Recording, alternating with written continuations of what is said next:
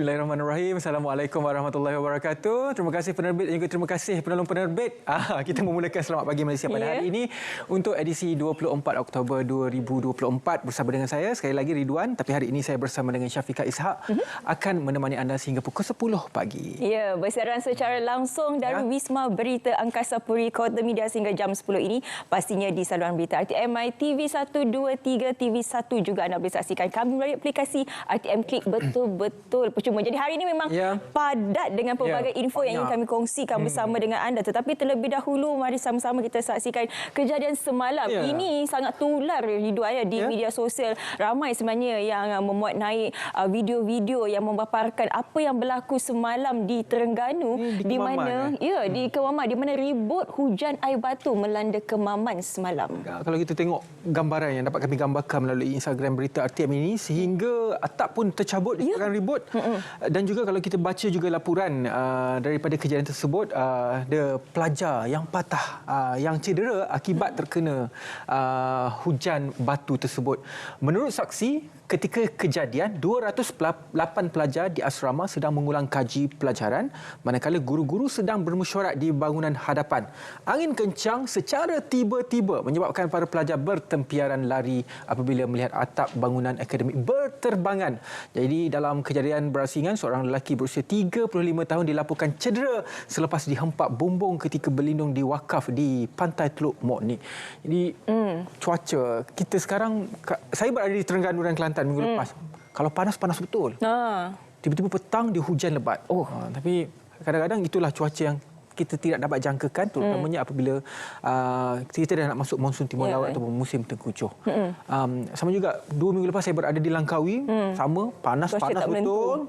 Hujan lebat sangat-sangat. Nasib baik prestasi Iron Man awak okey. Itu alhamdulillah. Alhamdulillah. Kita nak cerita tentang peralihan cuaca itu, apa yang nak kami sampaikan adalah kita kena sentiasa berhati-hati. Ya, betul. Jadi seperti mana Ridwan katakan tadi, dalam tempoh fasa peralihan monsun timur laut ini banyak sebenarnya negeri-negeri yang terjejas dan juga ditimpa bencana banjir. Antaranya masih lagi keadaan banjir di Perak, walau bagaimanapun sekarang ini sudah pun beransur pulih. Perinciannya kalau kita boleh lihat di mana satu lagi pusat pemindahan sementara iaitu di Sekolah Kebangsaan Alopong Sukerian ditutup malam semalam, menyaksikan jumlah penduduk terjejas banjir yang dipindahkan semakin berkurang. Dan kalau kita lihat menurut laporan kejadian bencana negeri, jumlah penduduk terjejas banjir berkurangan kepada 140 orang daripada 38 keluarga malam semalam berbanding 221 orang daripada 60 keluarga petang semalam. Dan kami di RTM akan sentiasa membawakan perkembangan dan juga berita berkenaan dengan persediaan khususnya Jabatan Bomba dan juga Penyelamat untuk kita menghadapi kemungkinan banjir akan berlaku pada musim tengkujuh nanti, terutamanya pada hujung mungkin bulan November dah start. Lepas itu Disember dan juga bulan Januari. Kena kekal bersama dengan kami. Banyak pengisian berkenaan dengan monsun ini akan kami bawakan kepada anda. Okey, kita pergi kepada hubungan diplomatik antara Malaysia dan juga Indonesia. Yang mana persahabatan Perdana Menteri kita Datuk Seri Anwar Ibrahim dan juga Presiden baru Indonesia itu Prabowo menyuntik dinamisme baharu hubungan Indonesia-Malaysia. Jadi panjang berita di sini. Antara yang boleh kami petik daripada berita RTM ini adalah para penganalisis percaya bahawa keakraban kedua-dua pemimpin itu membuka peluang untuk meningkatkan kerjasama sedia ada antara kedua-dua negara dalam pelbagai sektor termasuk perdagangan, tenaga baharu, pertahanan, pendidikan dan juga keuangan. Dan untuk pengetahuan semua, Indonesia ini merupakan negara pengeksport minyak sawit terbesar di dunia. Kita yang kedua. Dan juga kalau ikutkan jumlah penduduk Indonesia juga melebihi 200 juta masyarakat ataupun orang di sana, menyebabkan saiz ekonomi lebih besar. Dan dijangkakan Indonesia ini antara negara-negara yang akan memberi saingan hebat kepada negara-negara maju yang lain, contohnya Amerika Syarikat, China, India dan sebagainya. Negara yang mampu untuk orang kata memberi tentangan kepada negara-negara yang saya sebut tadi. Termasuk juga Bangladesh dan juga Dhaka, ibu negara Bangladesh. Ini adalah kota-kota Jakarta, Dhaka yang mampu untuk memberi kesan kepada ekonomi dunia pada satu masa ketika. Jadi penting hubungan baik kita antara negara-negara ini, terutamanya Indonesia lah paling rapat dengan kita. Ya, menyentuh mengenai ekonomi, kita sentuh sedikit mengenai pasca belanjawan. Ya, betul. Ini kita nak kongsikan berkaitan dengan Tekun, di mana Tekun membiayai 482.6 juta kepada 32,101 usahawan masyarakat India. Dan juga ingin kami kongsikan bersama dengan anda, ini merupakan kemudahan penjaja dan peniaga kecil sebanyak 100 juta yang diperuntukkan bagi membina gerai-gerai dan membaiki pulih prasarana pasar awam di semua PBT seluruh negara, juga menyediakan ruang niaga kepada penjaja kecil tamu desa Sabah dan Sarawak. Dan kita akan perincikan lagi sebenarnya pasca belanjawan 2025 ini bersama dengan Yang Berhormat Menteri Kuskop sebentar saja lagi. Jangan ke mana-mana, juga kami nak kongsikan. Ini mungkin berita yang sedikit mengecewakan, khususnya kepada kontingen Malaysia untuk persiapan Commonwealth 2026, di mana semalam Malaysia dijangka kehilangan 16 pingat susulan beberapa sukan prospek digugurkan pada susan Commonwealth 2026 di Glasgow, Scotland. Jadi acara-acara yang kita letakkan prospek emas, squash, badminton dan juga terjun. Ini kalau bukan setakat di peringkat Commonwealth, malah di sukan lain, sukan C, sukan Olimpik juga, ini antara sukan yang menjadi tumpuan kita untuk mendapatkan pingat emas pertama Olimpik dalam sukan Olimpik lah. Jadi apa pun kita mengharapkan, kalau tidak bersama dengan kontingen yang kita ada lagi ni, kita ada kontingen lain, angkat berat ada, bowling padang pun ada. Mungkin mereka boleh menghadiahkan pingat emas kita dalam sukan Commonwealth nanti. Baiklah, kita berehat seketika, Syafiqah. Selepas ini banyak lagi kita akan bersama dengan tetamu-tetamu kita untuk menyampaikan informasi kepada anda sepanjang 2 jam hari ini. Ya, jadi selepas ini kita nak terus saja ke mana? Kita nak bersama dengan rakan kita untuk seleksi pagi. Nak ke mana? Semuanya selepas ini.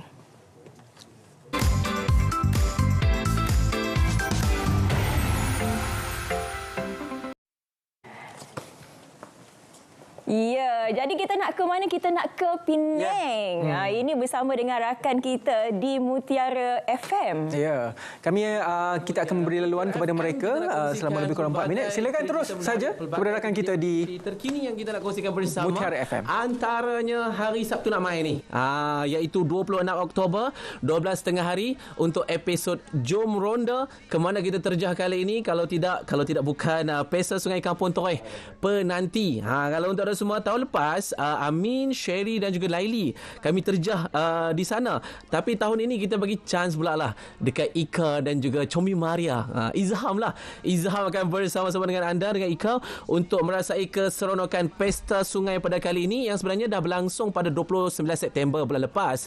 Jadi Jom Ronda pun ada buat liputan di sana untuk ada yang nak tengok macam mana, syok ke tak syok. Sebab luar biasa kali ini untuk anjuran kali yang kedua, penganjuran Pesta Sungai memang besar-besaran, lagi besar pada tahun-tahun yang sebelumnya. Dan nak tengok jugalah Ika dengan Izham ni macam mana, fobia ke tidak dengan air, kan? Kalau turun ke sawah tu agak-agak dapat ke tidak ikan kelinya tu. Boleh tengok, boleh tonton hari Sabtu ini di Facebook dan juga di YouTube kita di Mutiara FM. Juga untuk anda semua yang mungkin nak tengok kat mana lagi pot-pot menarik di Pulau Pinang, boleh follow kita di kesemua platform di Facebook, Instagram dan juga di TikTok. Pastinya dalam Jom Ronda kita nak bawakan kepada anda semua tempat-tempat viral, tempat-tempat yang best. Itu hari Sabtu. Hari Ahad kita nak ke program yang agak sihat sikit, iaitu Fit Malaysia untuk peringkat negeri Pulau Pinang, bermula 7 pagi di Clipper Shopping Center IKEA Batu Kawan Pulau Pinang. Dan ada banyak aktiviti-aktiviti menarik, antaranya Fun Walk 3 km terbuka, Fun Run 5 km terbuka, ada Competitive Run 10 km terbuka dan veteran,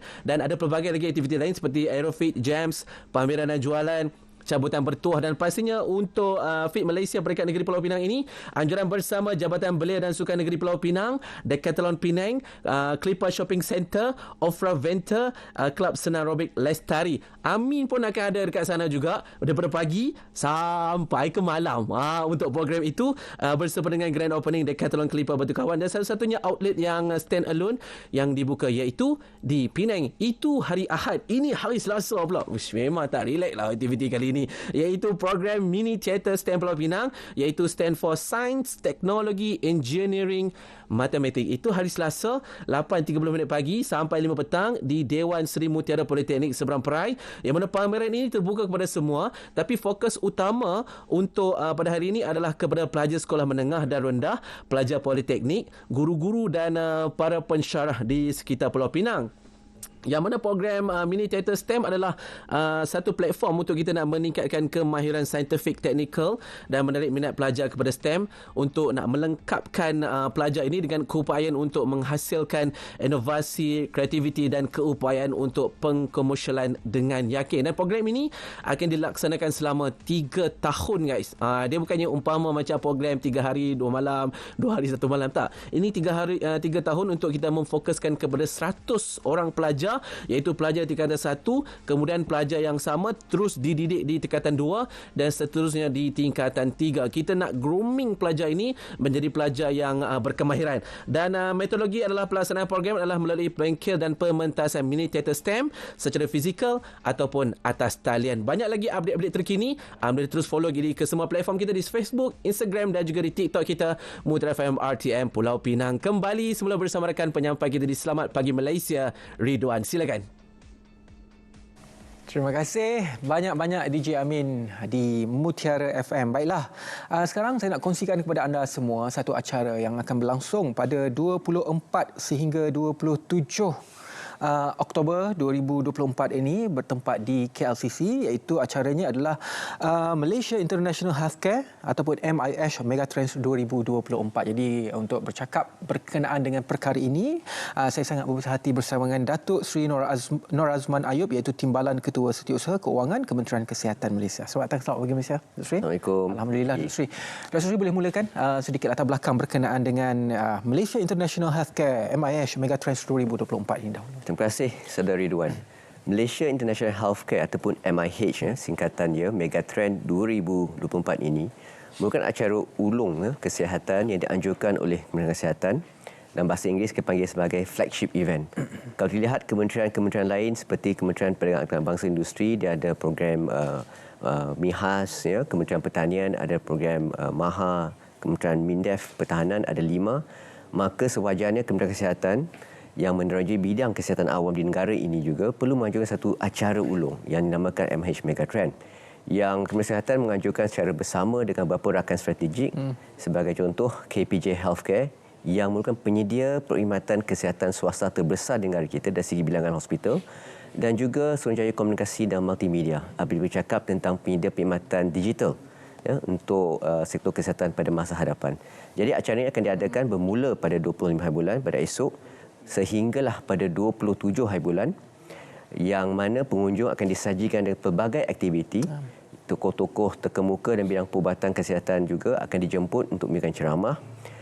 Akan ada career talk, terutamanya bagi pelajar-pelajar tingkatan 3, tingkatan 5 yang ingin mencuburi bidang kerjaya sebagai seorang doktor. Jadi apakah rasanya sebagai seorang doktor?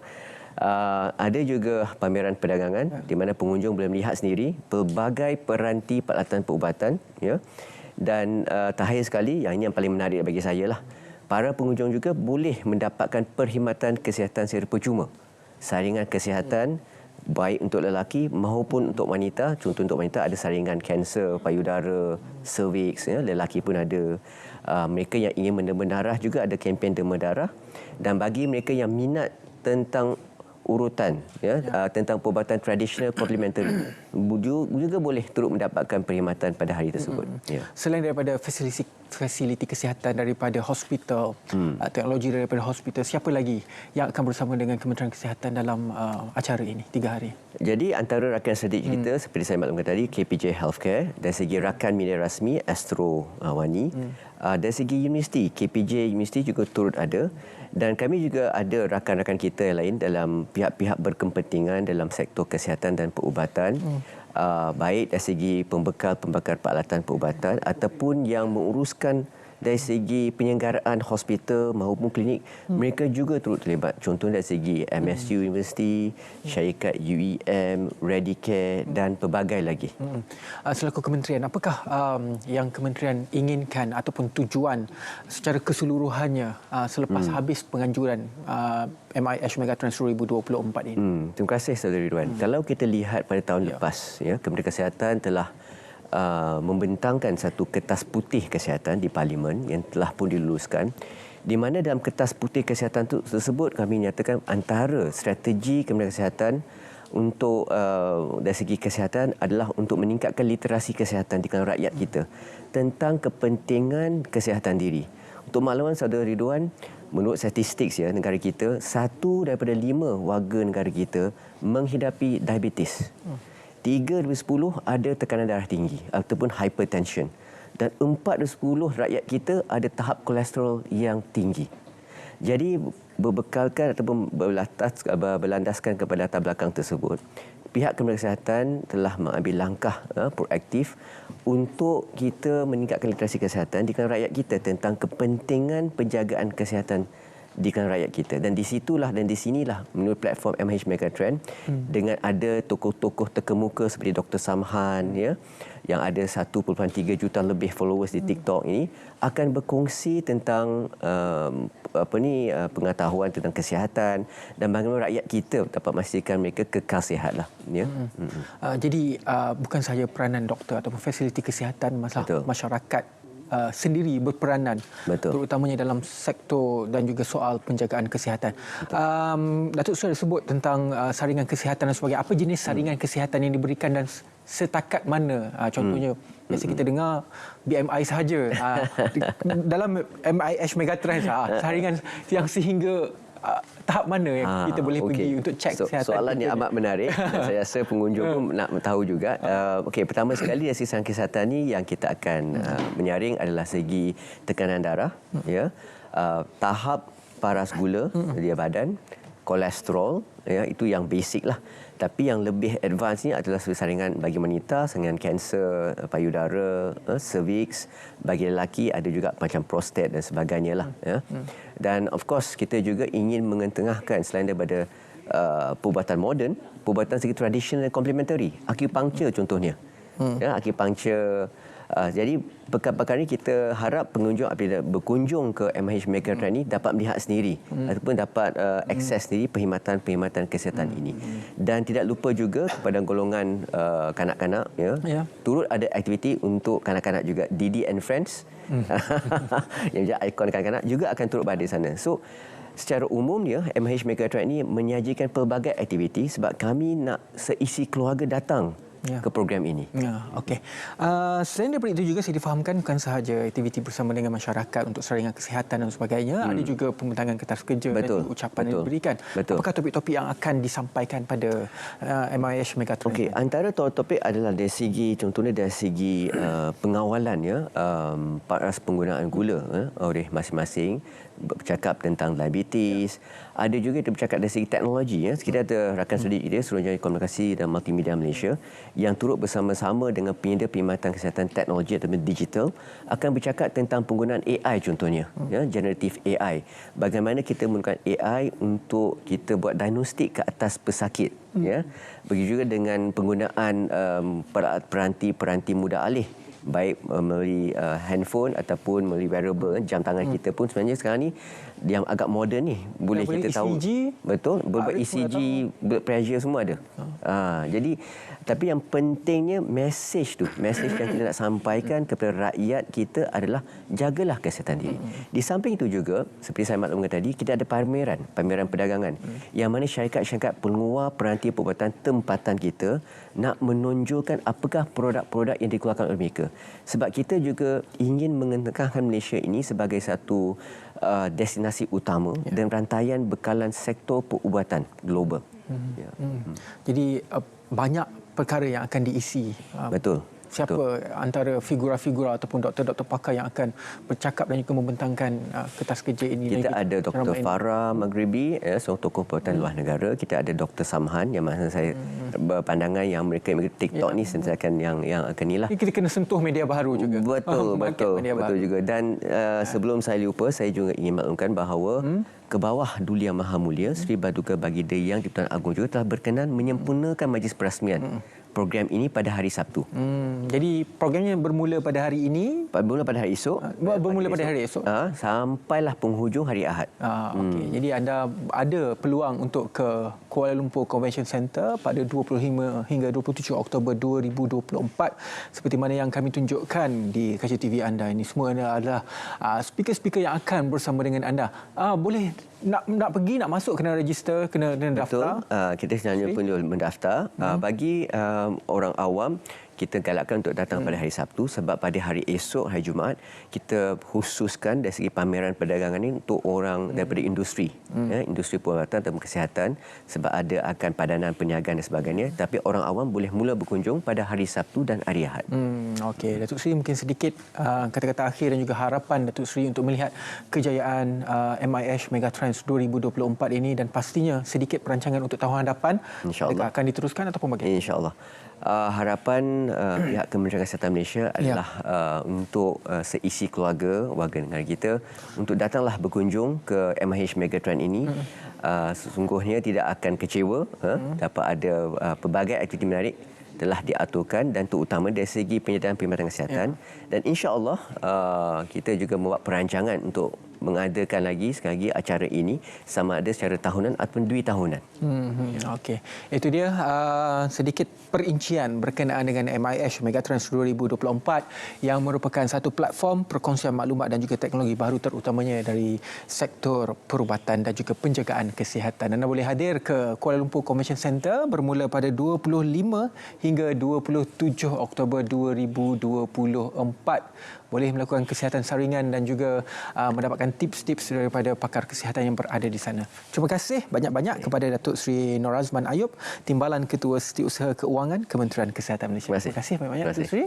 Dan selepas ini Syafiqah akan bersama dengan anda untuk topik memahami kepentingan pendekatan berpaksikan mangsa ataupun victim centered approach.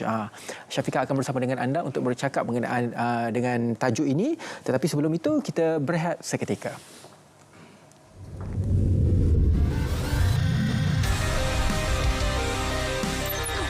Kesejahteraan komuniti orang kurang upaya OKU.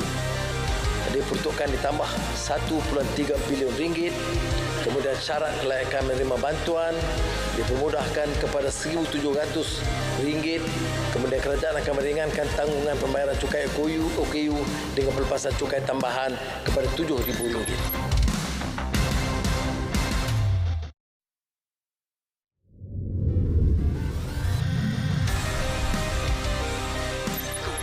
Program latihan khidmat negara dimulakan secara rintis dengan konsep baru melibatkan peruntukan 50 juta ringgit kepada Kementerian Pertahanan bagi lepasan kadet sekolah.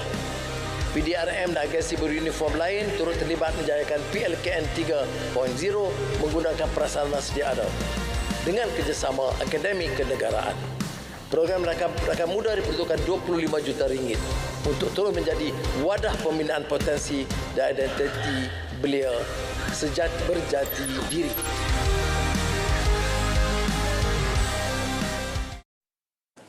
Okey, Syafiqah berehat seketika untuk membawakan topik yang saya sebutkan sebentar tadi dan saya kali ini akan bersama dengan anda untuk membawakan topik yang lain. Sebelum kita bersama dengan Syafiqah, sekarang saya akan bawakan berkenaan dengan pengguna bijak belanjanya segak. Jadi hari ini saya sangat berbesar hati bersama dengan wakil daripada Kementerian Perdagangan Dalam Negeri dan juga Kos Sara Hidup KPDN. Saya sangat berbesar hati bersama dengan Encik Muhammad Zaid Idris, Pengarah Bahagian Gerakan Kepenggunaan ataupun BGK. Baiklah.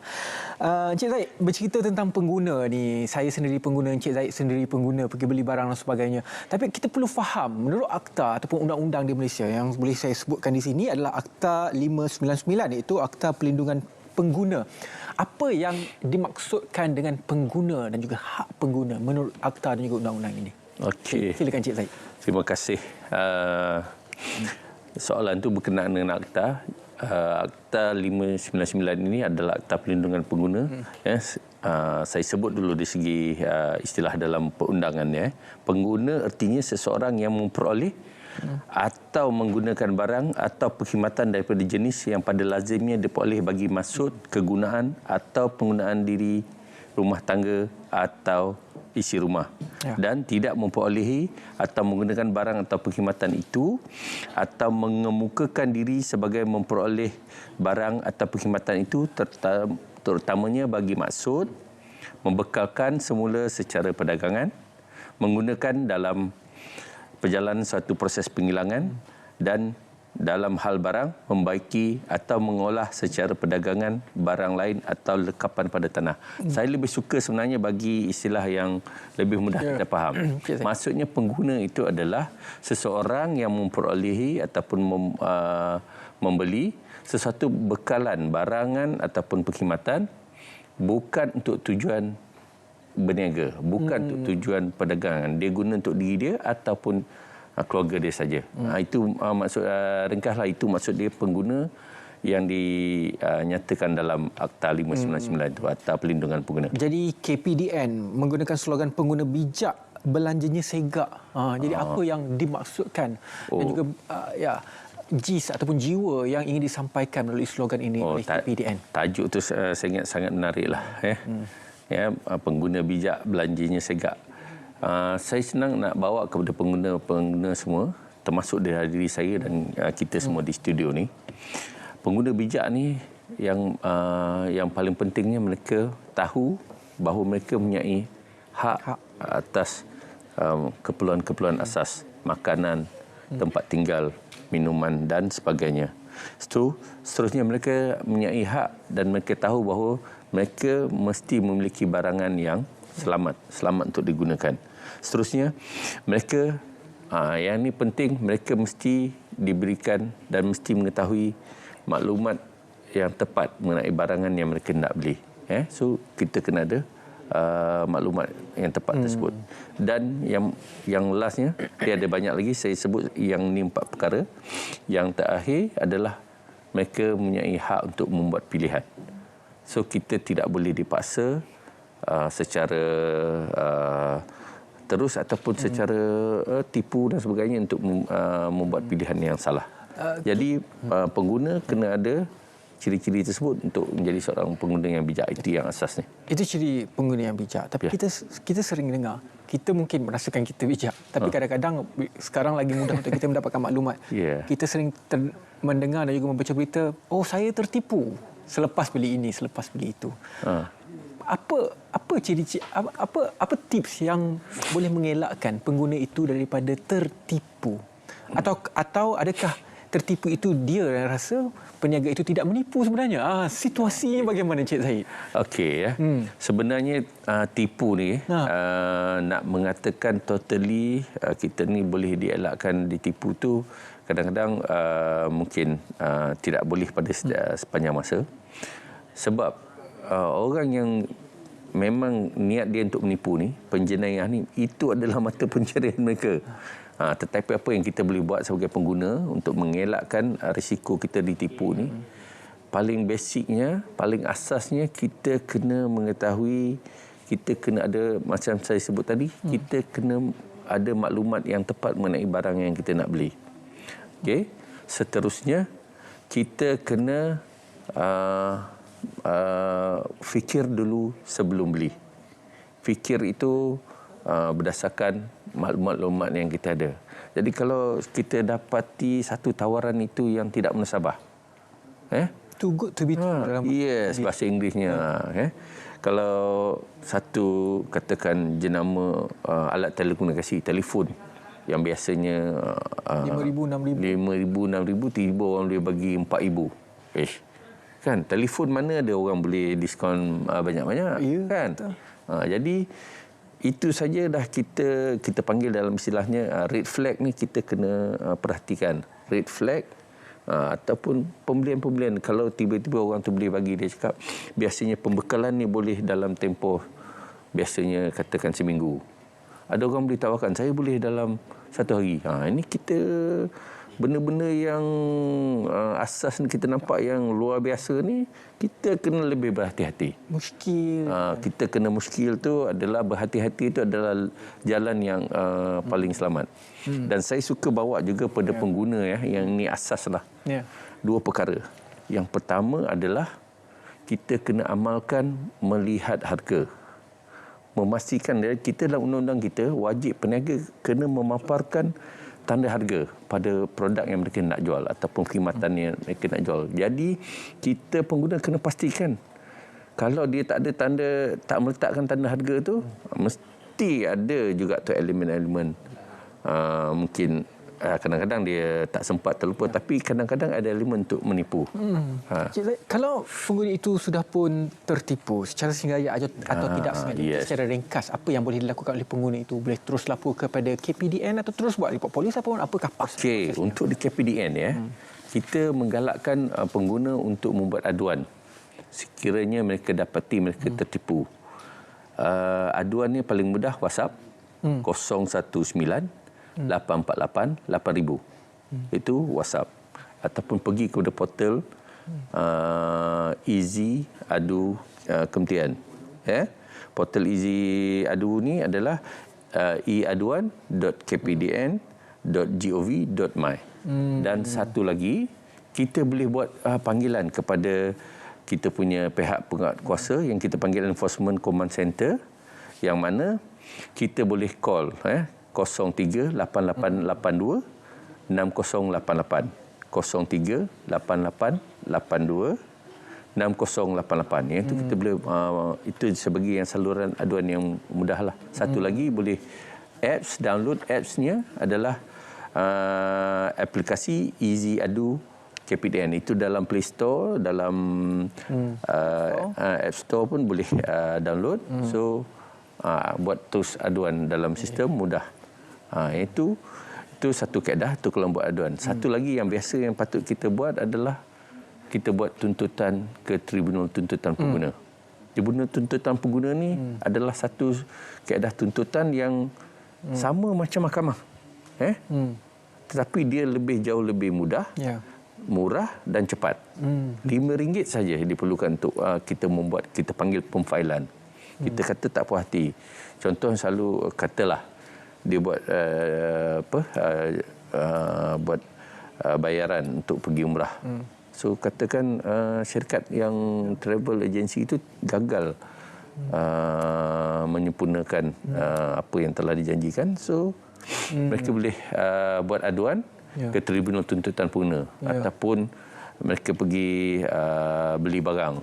So katakan barang ni patut janji macam ni, tak dapat macam ni. Mereka boleh buat aduan kepada Tribunal Tuntutan Pengguna, yang mana dia sangat mudah dan sekarang ni dah boleh dibuat secara guna sistem saja. Sistem e-Tribunal version 3. Boleh layari internet. So Tribunal version 3. Cuma mungkin Cik Zaid, kalau kita melibatkan katakan pengguna tertipu, contoh pakej umrah memang melibatkan RM1,000, RM10,000, RM12,000 dan sebagainya. Minimum jumlah orang boleh membuat aduan. Kadang-kadang masyarakat bukan kita nak balik, contoh mereka kerugian RM100-200, mereka bukan nak balik RM100-200 tapi nak mengajar peniaga tersebut. Itu satu contoh pengguna yang bijak. Saya bijak. Memang kita takkan mudah mengalah dengan kita punya hak. Kita untuk tujuan itu Tribunal Tuntutan Pengguna ni kita telah naikkan daripada dulu RM25,000 kepada RM50,000 pada 2018. Sampai RM50,000. Boleh sampai RM50,000. Dulu RM25,000 6 tahun lepas, sekarang dah kita minimum tak kisah. Minimum tak kisah. RM50,000. Tapi selepas RM50,000 pergi ke mana? Selepas RM50,000 tu kena pergi ke Mahkamah Sivil lah. Tapi selalunya sebab asasnya dulu ni kita nak buat yang mudah dan cepat. RM50,000 kita dah tengok banyak perkara yang kita boleh selesaikan melalui tuntutan di Tribunal Pengguna ini. Okey, secara keseluruhan yang kita bincangkan, peranan KPDN sendiri dalam hal yang berkaitan dengan pengguna, peniaga dan apabila ada isu-isu kes yang tertipu sebegini. Okey. pengguna dan KPDN itu adalah satu macamnya simbiotik lah. Mereka sama-sama berperanan ya. KPDN ada peranan mewakili kerajaan untuk menjaga kepentingan pengguna. Dalam masa yang sama pengguna juga kita harap menjadi mata dan telinga kepada KPDN untuk membuat aduan, terutama bagi kes-kes penyelewengan barangan kawalan ataupun barangan subsidi seperti contohnya diesel, minyak masak, paket ni. Teruslah lapor pada nombor yang telah saya bagikan tadi. So KPDN yang tadi kita dah buat tadi, Tribunal Tuntutan Pengguna.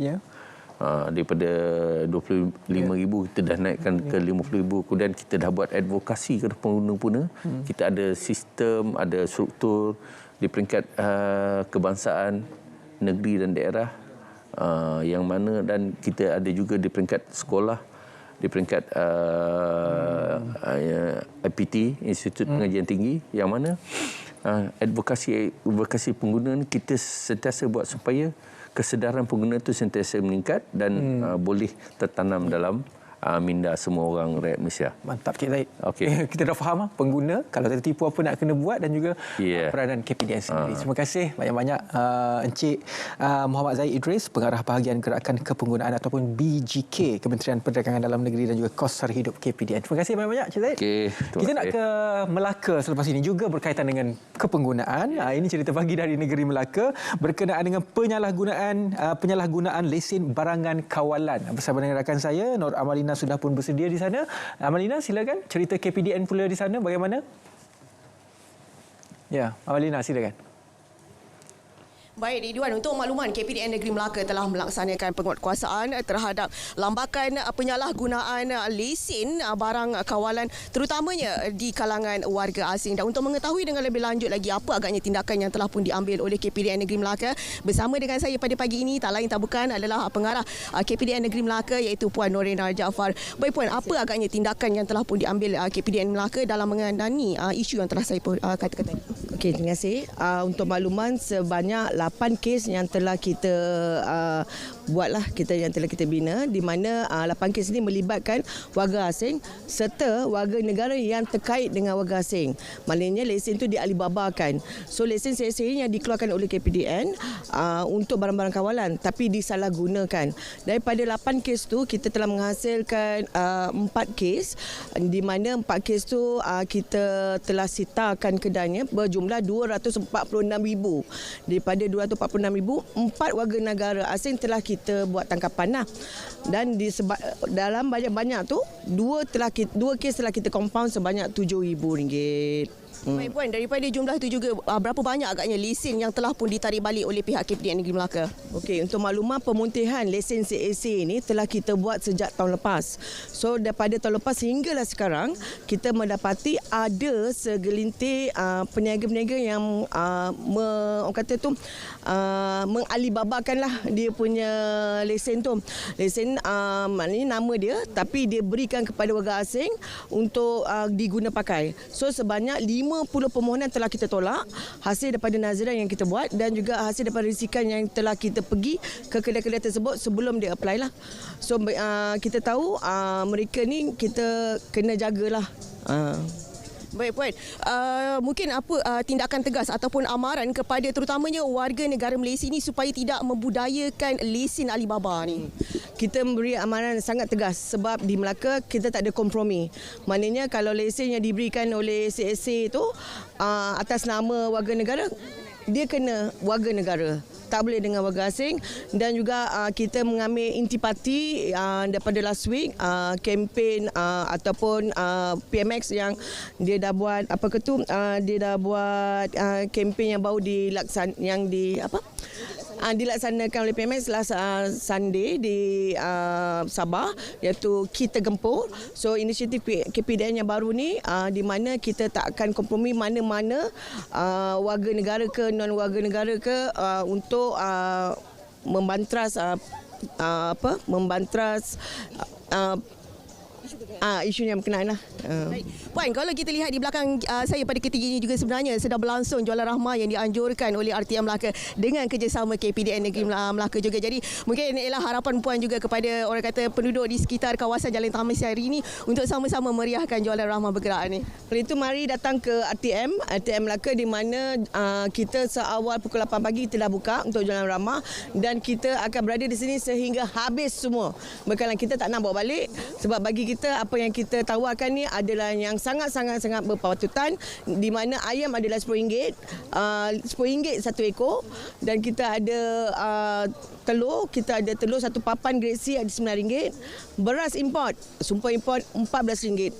So memang banyak, tak ada limit lah kecuali minyak masak. Baik, terima kasih Puan atas perkongsian itu.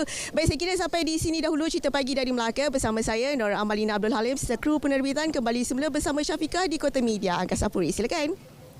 Baik, terima kasih Amalina untuk Cerita Pagi Melaka. Seterusnya kalau kita lihat di media, begitu banyak sebenarnya kes-kes ataupun isu-isu berkaitan dengan pemerdagangan orang ini dilaporkan. Jadi bagaimana sebenarnya untuk kita menyantuni mangsa-mangsa ini, ada satu kaedahnya, iaitu yang disebut sebagai pendekatan berpaksikan mangsa atau victim-centered approach. Jadi hari ini untuk bicara lebih lanjut mengenai kaedah ini, saya bersama dengan tetamu Pegawai Pembangunan Masyarakat Jabatan Kebajikan Masyarakat, Puan Ajanis Anak Bayi. Selamat pagi Puan. Ya, selamat pagi. Terima kasih. Okey, kalau kita bercakap mengenai isu pemerdagangan orang ini, kita faham bahawa isu ini begitu hebat, kita tangani bersama dengan KDN khususnya dan juga MAPO. Jadi untuk bahagian Kementerian Wanita sendiri, apa di antara peranan yang dimainkan? Ya, terima kasih. Apa yang Syafiqah sebut tadi memang tepat sekali bahawa isu jenayah pemerdagangan orang ni di Malaysia kita tangani secara bersepadu. Dan dalam konteks ini Kementerian Pembangunan Wanita, Keluarga dan Masyarakat ataupun KPWKM merupakan pengerusi kepada Jawatan Kuasa Penjagaan dan Perlindungan Mangsa Pemerdagangan Orang, dan selaras dengan pindaan Akta Atipsom pada tahun 2022 di mana peranan KPWKM ini telah diperluaskan. So antaranya memantau pengurusan pentadbiran dan kawalan ke atas orang yang diperdagangkan, tempat perlindungan itu sendiri, termasuk pegawai pelindung yang dilantik mengikut Akta Atipsom ni tadi. Dan justru itu KPWKM menyediakan tempat perlindungan dan juga keperluan asas. KPWKM juga menyediakan bantuan dan sokongan kepada mangsa dan of course sesuai dengan itu menyediakan dasar dan juga SOP untuk kita menguruskan rumah perlindungan ini. Dan untuk makluman semua juga, setakat ni kita ada 8 buah rumah perlindungan yang khusus untuk mangsa pemerdagangan orang, di mana kita ada 5 buah untuk wanita yang disediakan oleh Jabatan Pembangunan Wanita antara agensi di bawah KPWKM, manakala sebuah untuk lelaki dan 2 buah untuk kanak-kanak di bawah JKM. Dan pada masa yang sama juga kita ada 2 buah rumah perlindungan yang dikendalikan oleh pihak NGO yang memang khusus juga untuk mangsa pemerdagangan orang. Puan, bila kita bercakap mengenai mangsa pemerdagangan orang ini, siapa yang dikategorikan sebagai mangsa ini yang ditempatkan dalam rumah perlindungan tersebut? Okey, ya, mengikut tafsiran dalam Akta Atipsom, orang yang diperdagangkan artinya adalah mana-mana orang yang menjadi mangsa atau objek pemerdagangan orang.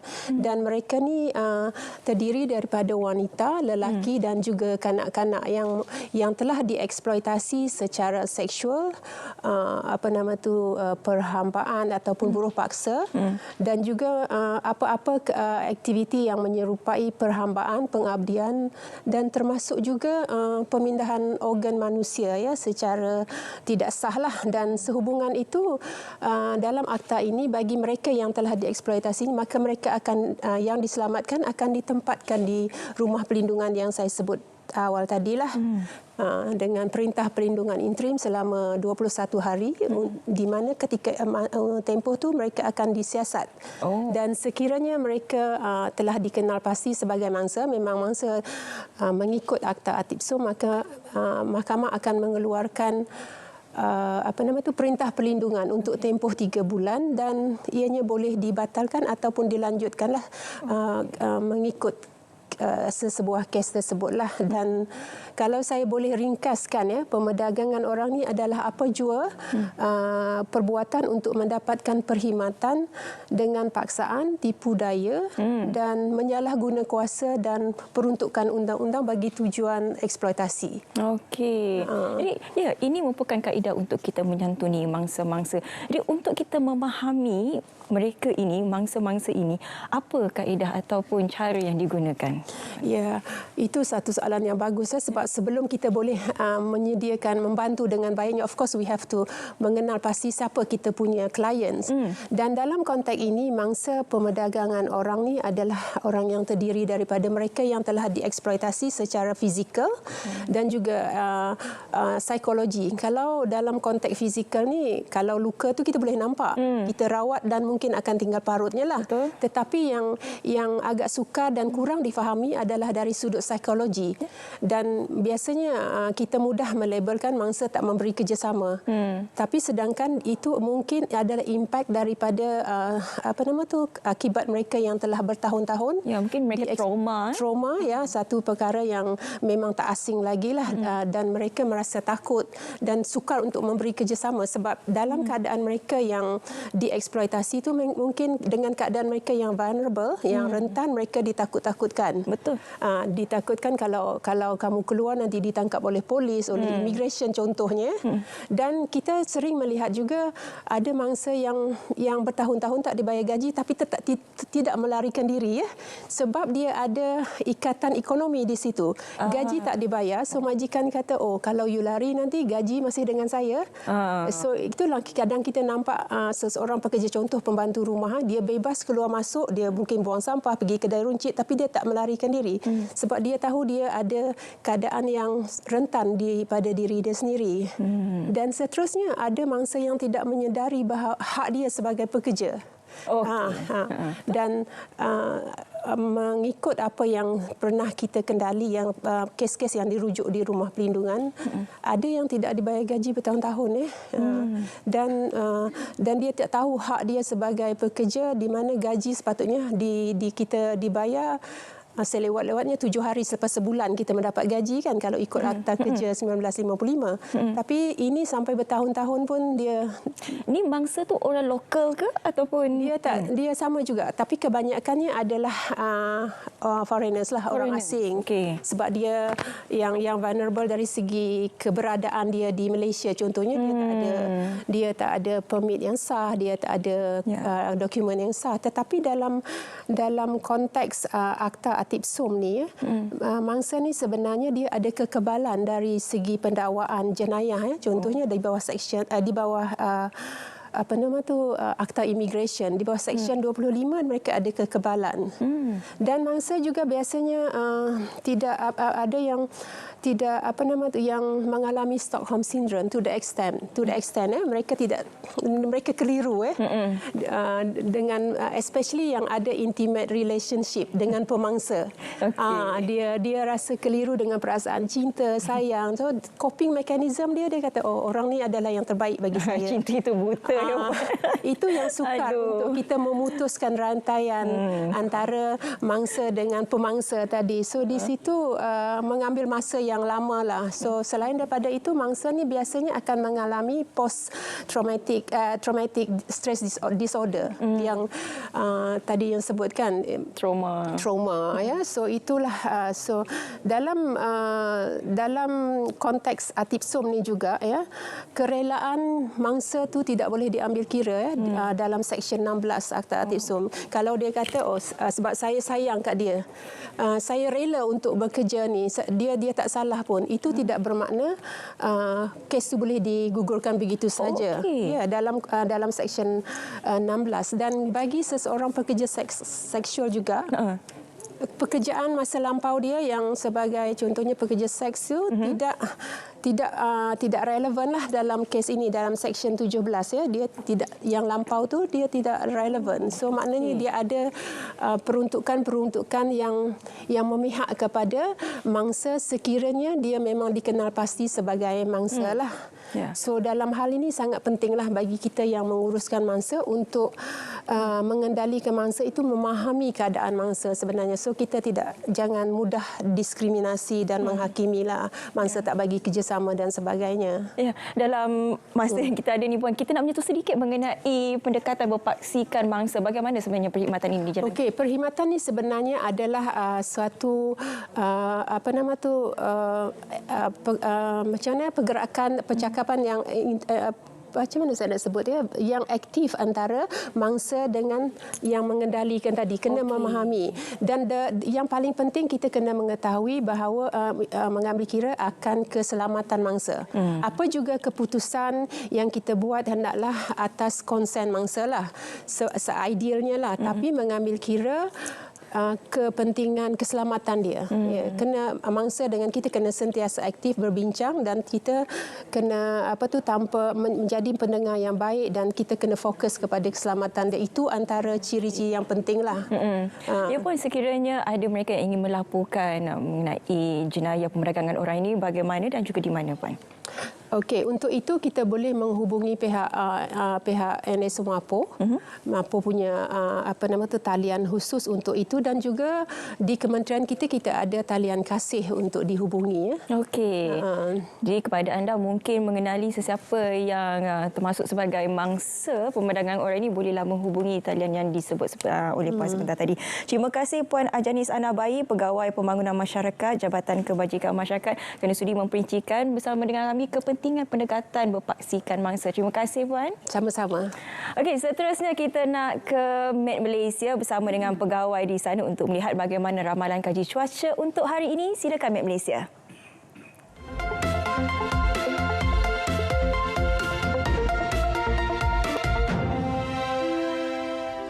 Assalamualaikum dan salam Malaysia Madani. Baiklah, pada ketika ini ribut tropika kuat Trami masih lagi aktif, kini berada di Santiago, Filipina dan sedang bergerak menuju ke arah barat dengan kelajuan 20 km sejam. Keadaan ini berpotensi menyebabkan keadaan cuaca yang kurang hujan di sekitar semenanjung Malaysia. Namun demikian, hujan berterusan masih lagi berpotensi berlaku di sekitar bahagian barat negeri Sabah. Selain itu, keadaan ini turut menyebabkan keadaan angin yang agak kencang di sekitar Laut Cina Selatan dan juga Laut Sulu. Oleh itu, Met Malaysia masih lagi mengekalkan amaran hujan berterusan peringkat waspada melibatkan bahagian Kudat, Pantai Barat, Pedalaman dan juga wilayah Persekutuan Labuan berkuat kuasa sehingga ke hari esok. Oleh itu, bagi orang ramai yang tinggal di kawasan berkenaan, anda dinasihatkan supaya sentiasa berjaga-jaga dengan keadaan hujan dan juga potensi banjir yang masih lagi boleh berlaku. Baiklah, seterusnya Met Malaysia turut mengekalkan amaran angin kencang dan laut bergelora kategori pertama bagi kawasan-kawasan perkapalan yang bertanda kuning, termasuklah kawasan perairan negara, iaitu kawasan perairan Sabah Barat dan juga Sabah Timur. Amaran ini dijangkakan akan berkuat kuasa sehingga 27 Oktober nanti. Dari sepanjang tempoh amaran berkuat kuasa, keadaan ini masih lagi berbahaya kepada aktiviti bubuk kecil, sukan serta rekreasi laut. Baiklah, kita teruskan dengan melihat paparan imej gema radar terkini di mana kebanyakan kawasan di semenanjung Malaysia pada pagi ini berada dalam keadaan yang baik dan tiada hujan. Keadaan cuaca yang kurang hujan ini dijangka berpotensi berterusan sehingga ke petang nanti, kecuali di negeri-negeri pantai timur semenanjung dan juga Johor Timur yang berpotensi mengalami sedikit hujan pada petang nanti. Baiklah, bagi Sabah dan Sarawak, keadaan cuaca kelihatan baik bagi kebanyakan kawasan bagi kedua-dua negeri. Hanya sedikit hujan yang kini diperhatikan di bahagian Bintulu dan juga Mukah dan diramalkan akan beransur reda menjelang lewat pagi nanti. Namun demikian, hujan masih lagi dijangkakan berpotensi berlaku di sekitar kawasan-kawasan amaran di negeri Sabah menjelang lewat petang nanti. Oleh itu, orang ramai masih lagi dinasihatkan supaya sentiasa berwaspada dan peka dengan keadaan cuaca semasa. biasa. Baiklah, sekian sahaja laporan cuaca untuk pagi ini. Sekarang kita lihat ramalan cuaca bagi bandar-bandar utama di seluruh Malaysia. Sekian, saya Wani Yahya. Assalamualaikum.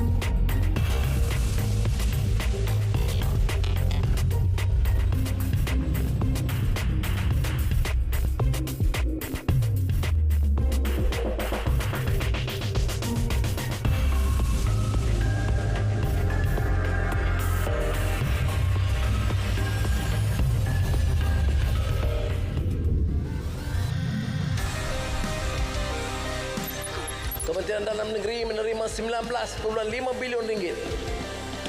Lebih 2.12 bilion ringgit diperuntukkan khusus untuk PDRM dan agensi beruniform bagi menjamin keselamatan dalam negeri melalui usaha bersepadu, mempanteras jenayah dan mengekang anasir permusuhan yang memecah belah rakyat.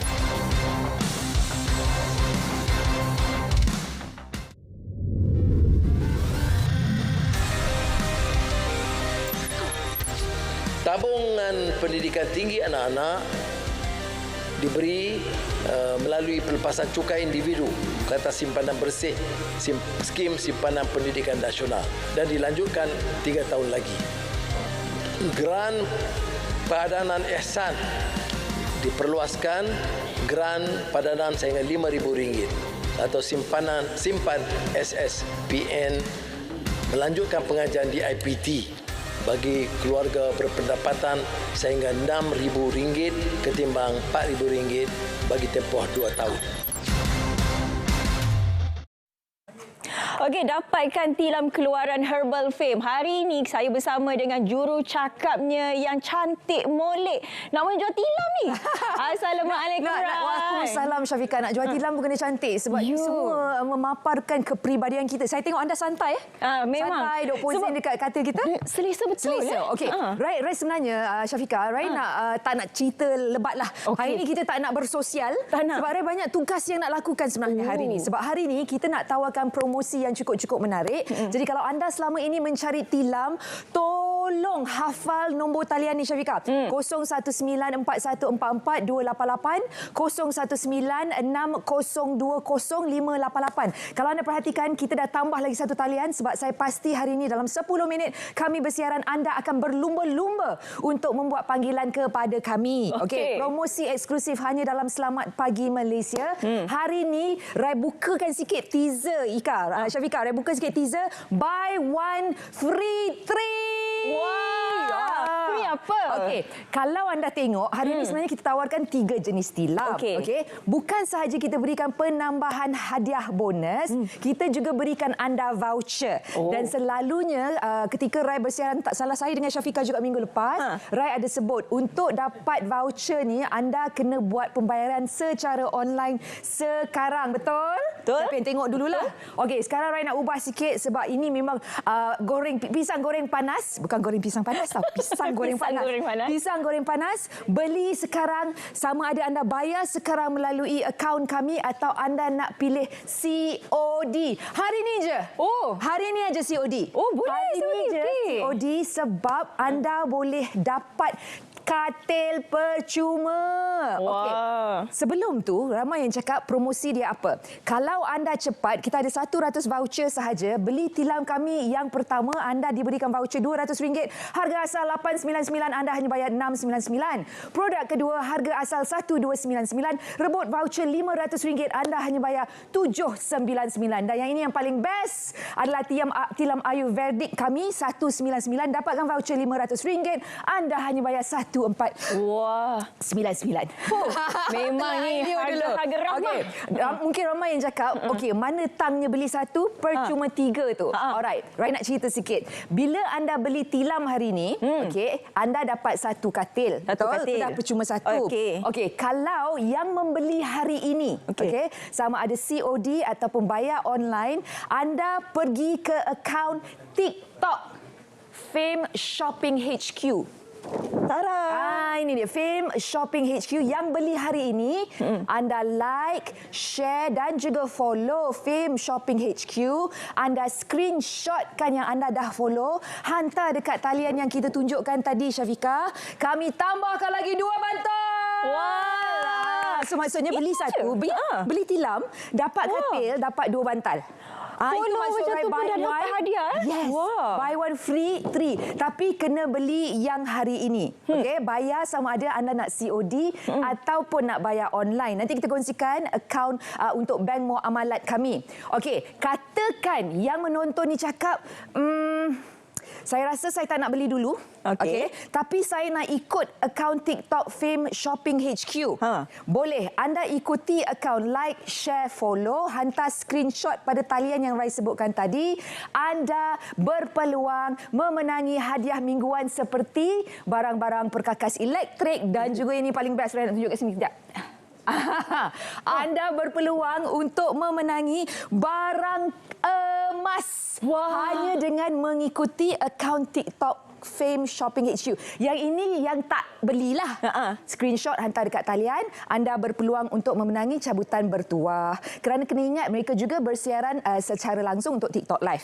Okey, dah cerita dah. Ni nak cerita pasal tilam. Sekali lagi, kita ada 100 voucher, 100 keping voucher sahaja. RM200, RM500 dan RM500. Kena beli sekarang sebab Syafiqah, sekali lagi, 3 jenis tilam. 3 jenis tilam. Kita ada Afia Spring. Yang Afia Spring ni harga dia RM899. Pakai voucher. Pakai claim voucher tu anda hanya bayar RM699. Hari ni je. Okey, dapat katil. Okey, ikuti akaun TikTok Fame Shopping, dapat lagi bantal 2 biji. Okey, so ini untuk hari ini. Katakan ada yang nak dapat tilam Afia Foam. Yang lebih, harga dia agak lebih premium. Harga asal RM1299. Anda grab voucher RM500 kita, anda hanya bayar RM799. Dapat juga tilam dan kalau anda ikuti akaun TikTok mereka dapat juga bantal. Okey, yang paling premium yang ini. Yang ini Rai nak tunjuk. Ini adalah tilam Ayurvedic kita. Yang ini dia dipenuhi dan diletakkan dengan herba-herba. Dan nama pun Herbal Fame kan.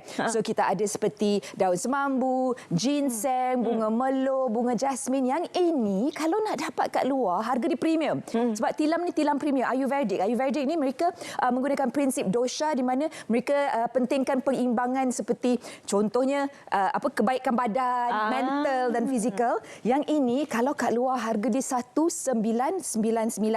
Dah dekat RM2,000 dah. Okey, RM2,000. Hari ini gunakan voucher, Grab voucher yang kita tawarkan RM500 tu, anda hanya perlu bayar RM1499. Wah, berbaloi. RM1499. Sangat berbaloi. Lepas tu saya selalu Syafiqah yang selalu tanya ni sebab Syafiqah rasa macam Rai dah cakap terlalu banyak. Yes, penghantaran pun percuma. Penghantaran percuma penghantaran, ada lagi jaminan. Memang berbaloi bagi anda yang nak dapatkan. Gunakan benefit yang hari ini kita berikan. Anda boleh buat COD juga. Penghantaran percuma, pasang percuma, angkat percuma, apa lagi percuma. Kalau nak buang tilam lama, nak buang tilam lama pun kita boleh uruskan. Ingat syarikat ni dah 20 tahun, 29 tahun. Dah 29 lama. tahun. Memang dah lama mereka sebenarnya adalah jenama nombor 1 di dunia yang menghasilkan tilam herba. Tak ada lagi. Betul? Tak payahlah Perancis ke Germany ke Spain, tak nak. Malaysia dari Perak. Buatan Malaysia support lokal. Ya. Ada lagi berapa minit? Ada lagi masa. Boleh lagi mempromosikan kelebihan-kelebihan. Talian dia 0194442888, Ya. 0196020588. Apa jua soalan, tolong hubungi talian yang Rai sebutkan. Dan Rai nak sebutkan sekali lagi, hanya untuk hari ini kami berikan peluang untuk anda dapatkan secara COD. Sebelum ni kalau COD tak dapat katil. Betul. Kalau COD tak dapat katil, beli tilam dapat tilam aja. Hari ini bayar online, bayar COD, dapat katil, dapat tilam. Kalau ikuti akaun TikTok dapat bantal. Yang tak beli hari ini hanya saja menonton kami dan mengikuti akaun TikTok Fame Shopping HQ. Screenshot, hantar dekat talian. Anda berpeluang memenangi satu perkakas elektrik. Berpeluang maksudnya beratur lah. Kalau dicabut tu keluar nama anda. Atau kalau hadiah bulanan ni 18. Barang emas. Dibagi percuma je.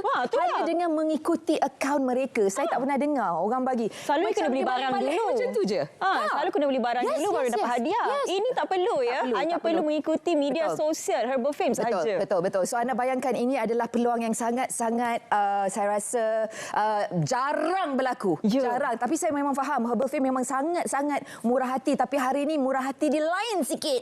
Orang cakap hari ini mungkin ialah besok hari Jumaat kot. Sedekah untuk yang menonton. Jadi kalau anda dah berminat, tolong rebut peluang ini. Sebab Rai tak pernah buat promosi dekat Selamat Pagi Malaysia, beli satu percuma 3. Yo, betul. Lepas tu penghantaran percuma. Ada banyak pula tu diskaun yang diberikan. Betul, voucher tu ada 100 je. Dan kena ingat kita dekat Malaysia ni ramai yang menonton Sabah dan Sarawak. So kalau tak rebut, bukan saya yang rugi. Saya dah lakukan tugas saya untuk mendidik anda.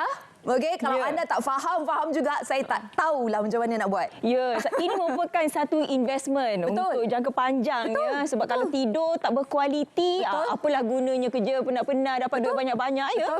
Tak mengganggu emosi. Kalau saya lah tidur tak cukup dan katil tak sedap, mengganggu emosi, mental, moody satu hari. Borak-peranda kat rumah. Betul. Tapi saya paling suka yang bahagian penghantaran percuma tu. Yes, betul.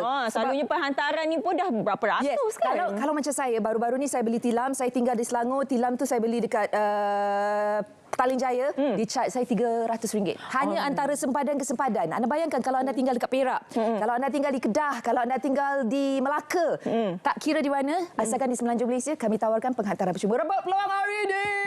Jadi cepat-cepat hubungi nombor yang tertera di kaca TV anda untuk mendapatkan semua promosi yang dikatakan oleh Rai tadi. Jangan lupa juga untuk mengikuti media sosial mereka. Terima kasih Rai. Terima kasih Syafiqah. Bila dengan Rai ni rasa sekejap sangat masa sebab memang santai betul lah.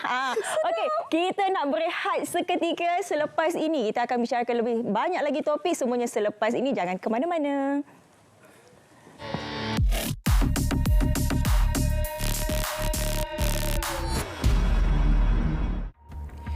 Kecoh kononnya Menteri Kesihatan hanya kisah mengenai rokok. Menerusi poster yang tular, menteri itu didakwa ada pandangan berbeza terhadap arak. Alasannya, rokok membahayakan kesihatan, manakala arak hanya sekadar minuman. Semakan pasukan Biar Betul mendapati, muat naik yang dikongsi berbaur kebencian. Menteri Kesihatan menegaskan hantaran terbabit adalah palsu. Ini kerana beliau tak pernah keluarkan kenyataan sedemikian. Orang ramai diingatkan tak mudah percaya dengan perkara yang tular. Bagi mengelak terpedaya, mereka disaran hanya mengikuti akaun media sosial rasminya. Tak perlu buang masa dengan cipta dakwaan mengarut. Usaha gigih yang dibazir untuk hasilkan fitnah adalah tak berbaloi. Terima bahan fitnah atau disyaki tidak betul, segera lapor ke MCMC. Biar betul, tak pasti, jangan kongsi.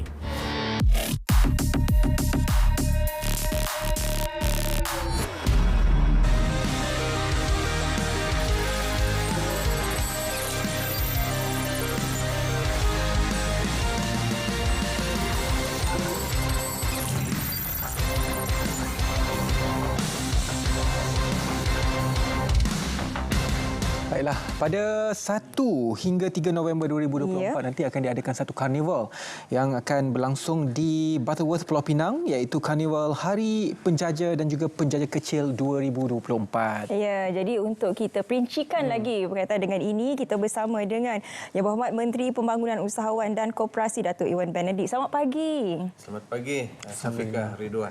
Sihat hari ini YB? Sihat. Terima kasih banyak Datuk. Baik Datuk, kita boleh mulakan dahulu sebelum kita pergi sedikit menyentuh tentang belanjawan 2025. Tetapi sebelum itu saya sangat tertarik apabila kita menyebut Karnival Hari Penjaja dan juga Peniaga 2024. Mungkin boleh terangkan sedikit latar belakang untuk karnival pada tahun ini? Ya, sambutan Hari Penjajah dan Peniaga Kecil peringkat kebangsaan ini telah diadakan sejak tahun 2012. Dan sambutan ini merupakan pengiktirafan daripada kerajaan kepada komuniti penjajah dan peniaga kecil di seluruh negara. Pada tahun ini kita akan adakan di Pulau Pinang, di Pikah Butterworth pada 1 hingga 3 November ini, yang mana akan disempurnakan perasmiannya oleh Yang Amat Berhormat Perdana Menteri pada 2 November. Dan sudah tentu banyak pengisian yang kita akan laksanakan, adakan sepanjang sambutan ini, dan saya ingin menjemput kepada semua penonton khususnya di Pulau Pinang dan negeri-negeri jiran, penjajah peniaga kecil khususnya, kita jumpa di sambutan HPPK peringkat kebangsaan pada tahun ini. Ya, setiap tahun sambutan ini akan diadakan, tidak terkecuali untuk tahun ini yang akan disambut di Pulau Pinang nanti. Tujuan ataupun signifikan sambutan ini sendiri, YB? Ya, kita maklum di seluruh negara ini ratusan ribu penjajah peniaga kecil yang berniaga. Banyak yang berdaftar dan masih banyak yang menjadi usahawan informal, berjual di pasar malam, berjual di tamu desa. Berjual di, kalau bahasa Sabah itu di siring jalan, di siring jalan, di luar bangunan-bangunan kerajaan misalnya. Jadi signifikan sambutan ini adalah kita mahu menyampaikan mesej bahawa kerajaan juga memberi fokus besar kepada nasib dan juga keperluan penjajah peniaga kecil ini, sehingga kan satu hari itu dikhususkan untuk diraihkan bagi mengiktiraf sumbangan mereka kepada ekonomi negara kita. Dan dalam belanjawan madani yang diumumkan oleh Yang Amat Berhormat Perdana Menteri dibentang di Parlimen minggu lepas itu, begitu besar sekali tumpuan kepada perusahaan mikro, kecil dan sederhana, termasuklah penjajah dan peniaga kecil. Dalam masa yang sama kita juga mengharapkan penjajah peniaga kecil dapat menjadikan hari ini, sambutan itu, sebagai platform untuk mereka memperkasakan networking, hubungan di antara mereka, dan juga platform untuk mereka meningkatkan jualan produk dan juga perkhidmatan mereka. Datuk, mungkin boleh kongsikan jugalah sedikit prestasi kalau kita lihat sumbangan peniaga kecil dan juga penjajah ini kepada sumbangan ekonomi negara khususnya. Saya tidak ingin menyebut secara khusus tentang penjajah peniaga kecil, tetapi komuniti perusahaan mikro, kecil dan sederhana telah menyumbang kepada 39.1% nilai kepada KDNK negara kita. Itu dari segi sumbangan kepada KDNK. Manakala dari sudut guna tenaga, pekerjaan misalnya, PMKS ini menyumbang kepada sekitar 48%. Rakyat Malaysia yang bekerja ini bekerja dengan mereka, PMKS. Dan itu satu sumbangan yang begitu besar. Betul. Jadi wajar untuk kita mengadakan satu hari menghargai penjajah ini, menghargai komuniti PMKS, dan bagi sektor penjajah ini adalah tahun ini yang di Pulau Pinang ini pada 1 hingga 3 November. Walaupun secara rasminya 18 November itu adalah hari yang kita wartahkan, tetapi tahun ini kita awalkan kerana kita mahu memberi pengiktirapan itu lebih awal. kepada mereka. Ya, kalau kita lihat saban tahun program ini ataupun sambutan ini dilakukan. Jadi bagaimana sebenarnya prestasi dan juga impak pada tahun-tahun yang sebelum ini dan juga untuk 2024 bagaimana harapan dan juga impak? Ya, tahun lepas sambutan Hari Penjajah Penegak Kecil Kebangsaan ini diadakan di Penampang, di Sabah. Oh, di itu tempat YB. Di kawasan saya karena belum pernah diadakan di Malaysia Timur. Jadi tahun lepas saya bawa ke Sabah, diadakan di Penampang. Perdana Menteri telah luncurkan sambutan ini. Dan dari segi kunjungan itu sekitar lebih daripada 25,000 pengunjung yang hadir. Dari segi nilai jualan itu sekitar 661,000 ringgit nilai jualan yang telah dijana sepanjang jualan itu, dan potensi jualan pula sekitar 2 juta lebih ringgit, dan kita mengharapkan pencapaian ini lebih baik di Pulau Pinang lah pada tahun ini. Dan kita mensasarkan kehadiran pengunjung 30,000 bagi sambutan 3 hari di Pika Batu Wat nanti pada hujung minggu depan. Jadi sepanjang 3 hari tersebut, apakah perancangan dan juga aktiviti yang telah pun dirancang dan juga disediakan untuk pengunjung?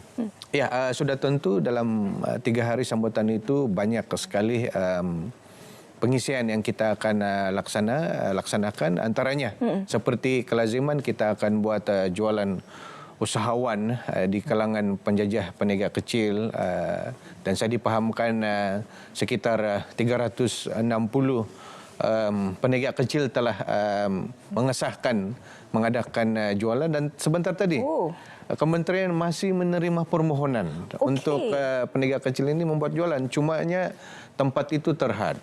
Itu satu cabaran untuk kita menyediakan tempat, dan selain daripada itu jualan food truck.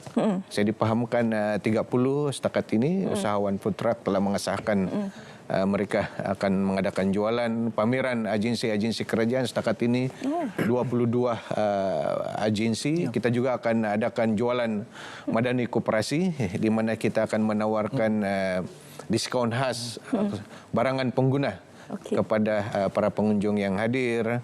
Begitu juga dengan jualan khas makanan tradisi setiap negeri juga akan dipamerkan.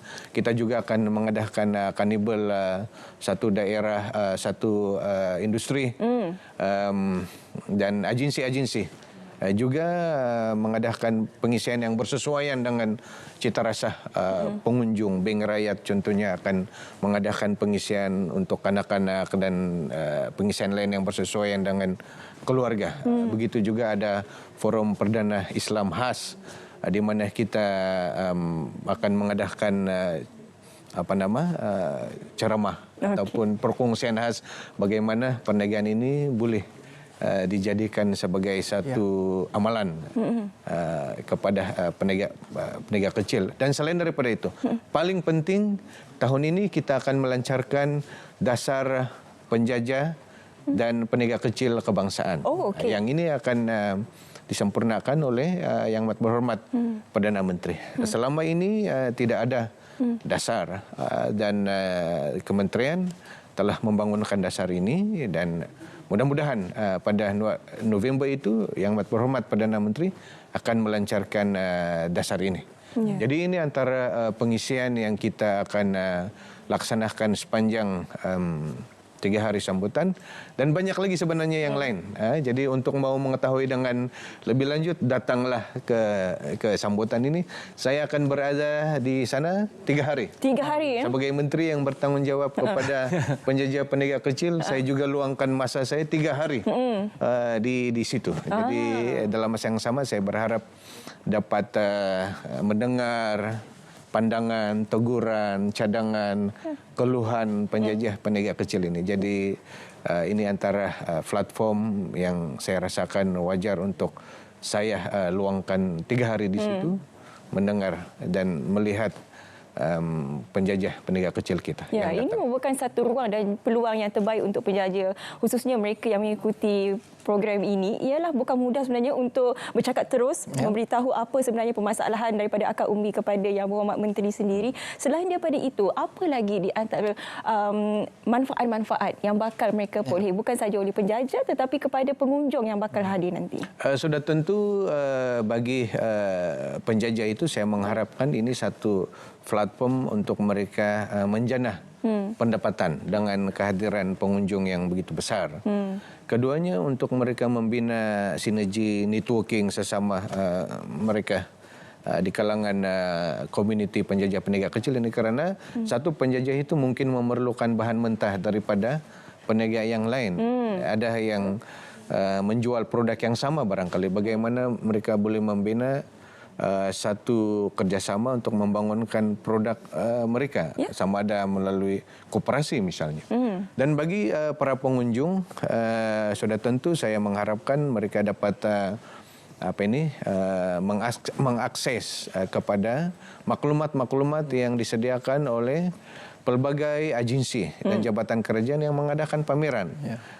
Maklumat berkaitan dengan geran-geran keusahawanan, bantuan-bantuan pembiayaan yang disediakan oleh agensi-agensi kerajaan, khususnya agensi-agensi di bawah Kementerian Pembangunan Usahawan dan Koperasi, dan juga untuk para pengunjung ini melihat perkembangan produk dan perkhidmatan yang ditawarkan oleh penjajah penegak kecil. Sebab saya melihat penjajah penegak kecil ini sebahagiannya sudah bertambah lebih baik produk mereka dari segi packagingnya, dari segi pemasarannya. Mereka menggunakan kekuatan media sosial misalnya. Jadi para pengunjung itu boleh datang sendiri melihat bagaimana perkembangan ini ditunjukkan oleh komuniti penjajah penegak. Mereka ini memang kecil kalau kita lihat saiznya, tapi bila dikumpul macam Datuk sebut tadi, menyumbang lebih daripada 30% kepada KDNK negara. Dan belanjawan 2025 banyak inisiatif-inisiatif yang diberikan oleh untuk peruntukan pada tahun 2025 untuk memperkasakan lagi PMKS dan juga penjajah kecil ini. Salah satu kalau boleh saya petik di sini adalah geran padanan digital PMKS dan juga penjajah 50 juta. Jadi banyak lagi selain daripada itu. Jadi apa pandangan Datuk apabila kita melihat peruntukan yang diberikan oleh memperkasakan lagi penjajah kecil ini? Ya, bagi pihak komuniti PMKS dan koperasi di seluruh negara dan mewakili warga kerja Kementerian Pembangunan Usahawan dan Koperasi serta agensi-agensi di bawah kementerian, saya ingin ucapkan terima kasih kepada Yang Amat Berhormat Perdana Menteri selaku Menteri Kewangan yang telah menyediakan peruntukan besar kepada komuniti ini.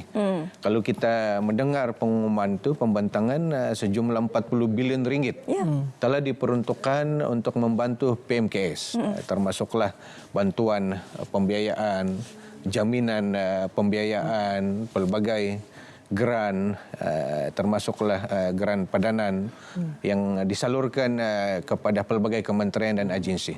Kita harus maklum untuk membangunkan usahawan ini lebih daripada 10 kementerian terlibat. Lebih daripada 50 agensi dan jabatan yang terlibat. Kita adalah kementerian peneraju, tetapi kementerian dan agensi di bawah kementerian lain juga turut bertanggungjawab.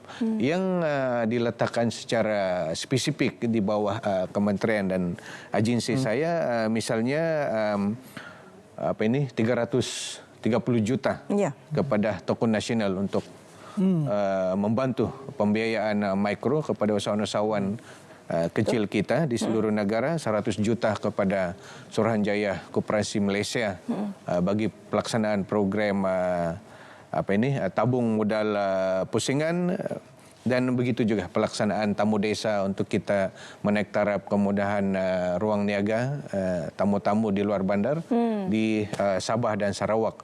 Begitu juga dengan UDA yang telah diperuntukkan sejumlah dana 200 juta untuk pelaksanaan pembangunan rumah mampu milik di tanah-tanah wakaf. Ini yang secara spesifik diletakkan di bawah tanggungjawab kementerian dan juga agensi-agensi di bawah kementerian. SME Bank juga ada peranannya dan banyak lagi. Tetapi saya menghargai Yang Berhormat Perdana Menteri kerana PMKS dan koperasi masih menjadi fokus besar di dalam belanjawan ini. Dan kita di Koskop, di kementerian ini, committed untuk menjayahkan belanjawan ini dan kita akan pastikan ianya dapat dilaksanakan sebaiknya, dapat disalurkan kepada pemegang taruh kita, iaitu komuniti PMKS dan koperasi. Ya, berdasarkan belanjawan yang dibentangkan baru-baru ini dan juga peruntukan yang diberikan, tapi saya juga yakin bahawa mungkin ada perancangan daripada ataupun pelaksanaan pada tahun 2024 ini yang akan diperbaiki ataupun mungkin ditambah baik lagi pada tahun hadapan. Apa di antara sebenarnya program-program di bawah Koskop sendiri yang dirasakan boleh dilaksanakan lagi dengan baik pada tahun 2025? Ya, kita sentiasa mengadakan libat urus yang berterusan dengan pelbagai pihak. Saya sendiri mempengurusikan Majlis Pembangunan Kawasanan Nasional di mana Exco Kawasanan Negeri itu merupakan anggotanya. Saya juga mempengurusikan Mesyuarat Perundingan Penjajahan Penegak Kecil Kebangsaan di mana Exco dan juga pengurusi-pengurusi gabungan penjajah itu menjadi anggotanya. Saya juga mempengurusikan Mesyuarat Perundingan Koperasi Kebangsaan di mana pimpinan gerakan koperasi ini menjadi anggotanya, termasuk Exco negeri yang bertanggungjawab kepada koperasi. Soal inisiatif yang dilaksanakan tahun ini yang perlu ditambah baik itu semuanya dikemukakan dalam platform-platform ini. Contohnya pelaksanaan bantuan kawasanan, geran pembangunan oleh ISMECOP. Kita akan teruskan program TIUB juga disalurkan sejumlah 20 juta dalam belanjawan ini untuk geran usahawan muda dilaksanakan oleh TIUB. Geran bantuan kawasanan Bumi Putra di bawah ISMECOP juga, itu semua kita akan teruskan tahun depan. Tamu desa yang kita mulakan buat pertama kali tahun ini juga akan ditambah baik, diperkasakan dan akan diperkembangkan ke banyak tempat pada tahun hadapan. Jadi sudah tentu kita akan mengambil kira pandangan rakan-rakan Exco negeri, semua anggota Majlis Perundingan yang saya sebutkan tadi dalam penyelarasan. Yang penting adalah penyelarasan. Sebab itu kita adakan jawatan kuasa bersama di antara Kerajaan Persekutuan dengan Kerajaan Negeri. Kita juga tubuhkan Majlis Pembangunan Usahawan Koperasi Penegak Kecil peringkat negeri. Yang mana lain negeri, lain strukturnya. Tetapi kita sesuaikan dengan kehendak dan cita rasa negeri. Kerana saya sentiasa percaya dalam membantu dan menjayahkan inisiatif kerajaan itu haruslah melibatkan penyelarasan. Contohnya penjajah penegak kecil. Pembiayaan itu mungkin di kementerian kita, kementerian saya, tetapi perlisinannya itu letaknya kepada pihak berkuasa tempatan dan penguatkuasaannya dan ruang niaganya dan latihan keusahawanan. Dana digital misalnya itu dilaksanakan oleh kementerian lain. Jadi kita memerlukan satu penyelarasan. Jadi untuk menambah baik itu haruslah dilaksanakan dengan semangat berpasukan, whole of government approach, kita berkongsi kekuatan melalui pelbagai platform yang saya sebutkan tadi. Penting sebenarnya untuk kita memperkasakan lagi penjajah dan juga peniaga kecil ini yang merupakan nadi kepada ekonomi negara. Terima kasih banyak-banyak kepada Datuk Yvonne Benedict, Menteri Pembangunan Usahawan dan Koperasi. Terima kasih banyak-banyak, Datuk. Baiklah, kita akan berlintas langsung bersama rakan kami sekarang. Tak jauh daripada kita sekarang, di depan Wisma Radio saja. Sempena dengan hari bulan psikologi RTM yang bertemakan Kami Prihatin. Rak Swin ada cerita di Wisma Radio, maka kita bersama dengan Rak Swin sekarang. Silakan Rak Swin.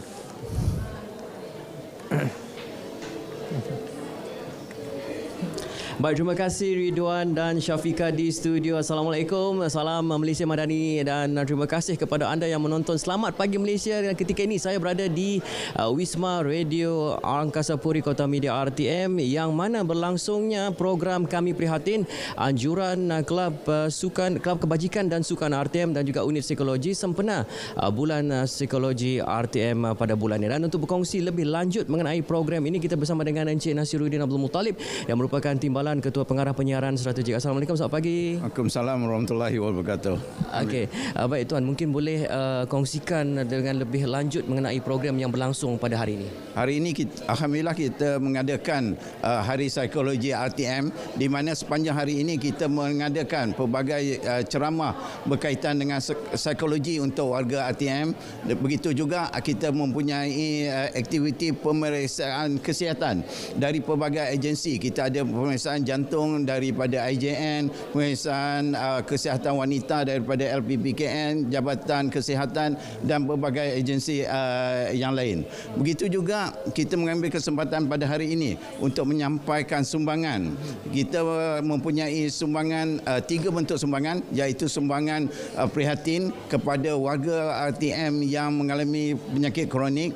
Kita mempunyai sumbangan kecemerlangan SPM bagi pelajar-pelajar anak warga RTM yang cemerlang dalam SPM pada tahun lepas.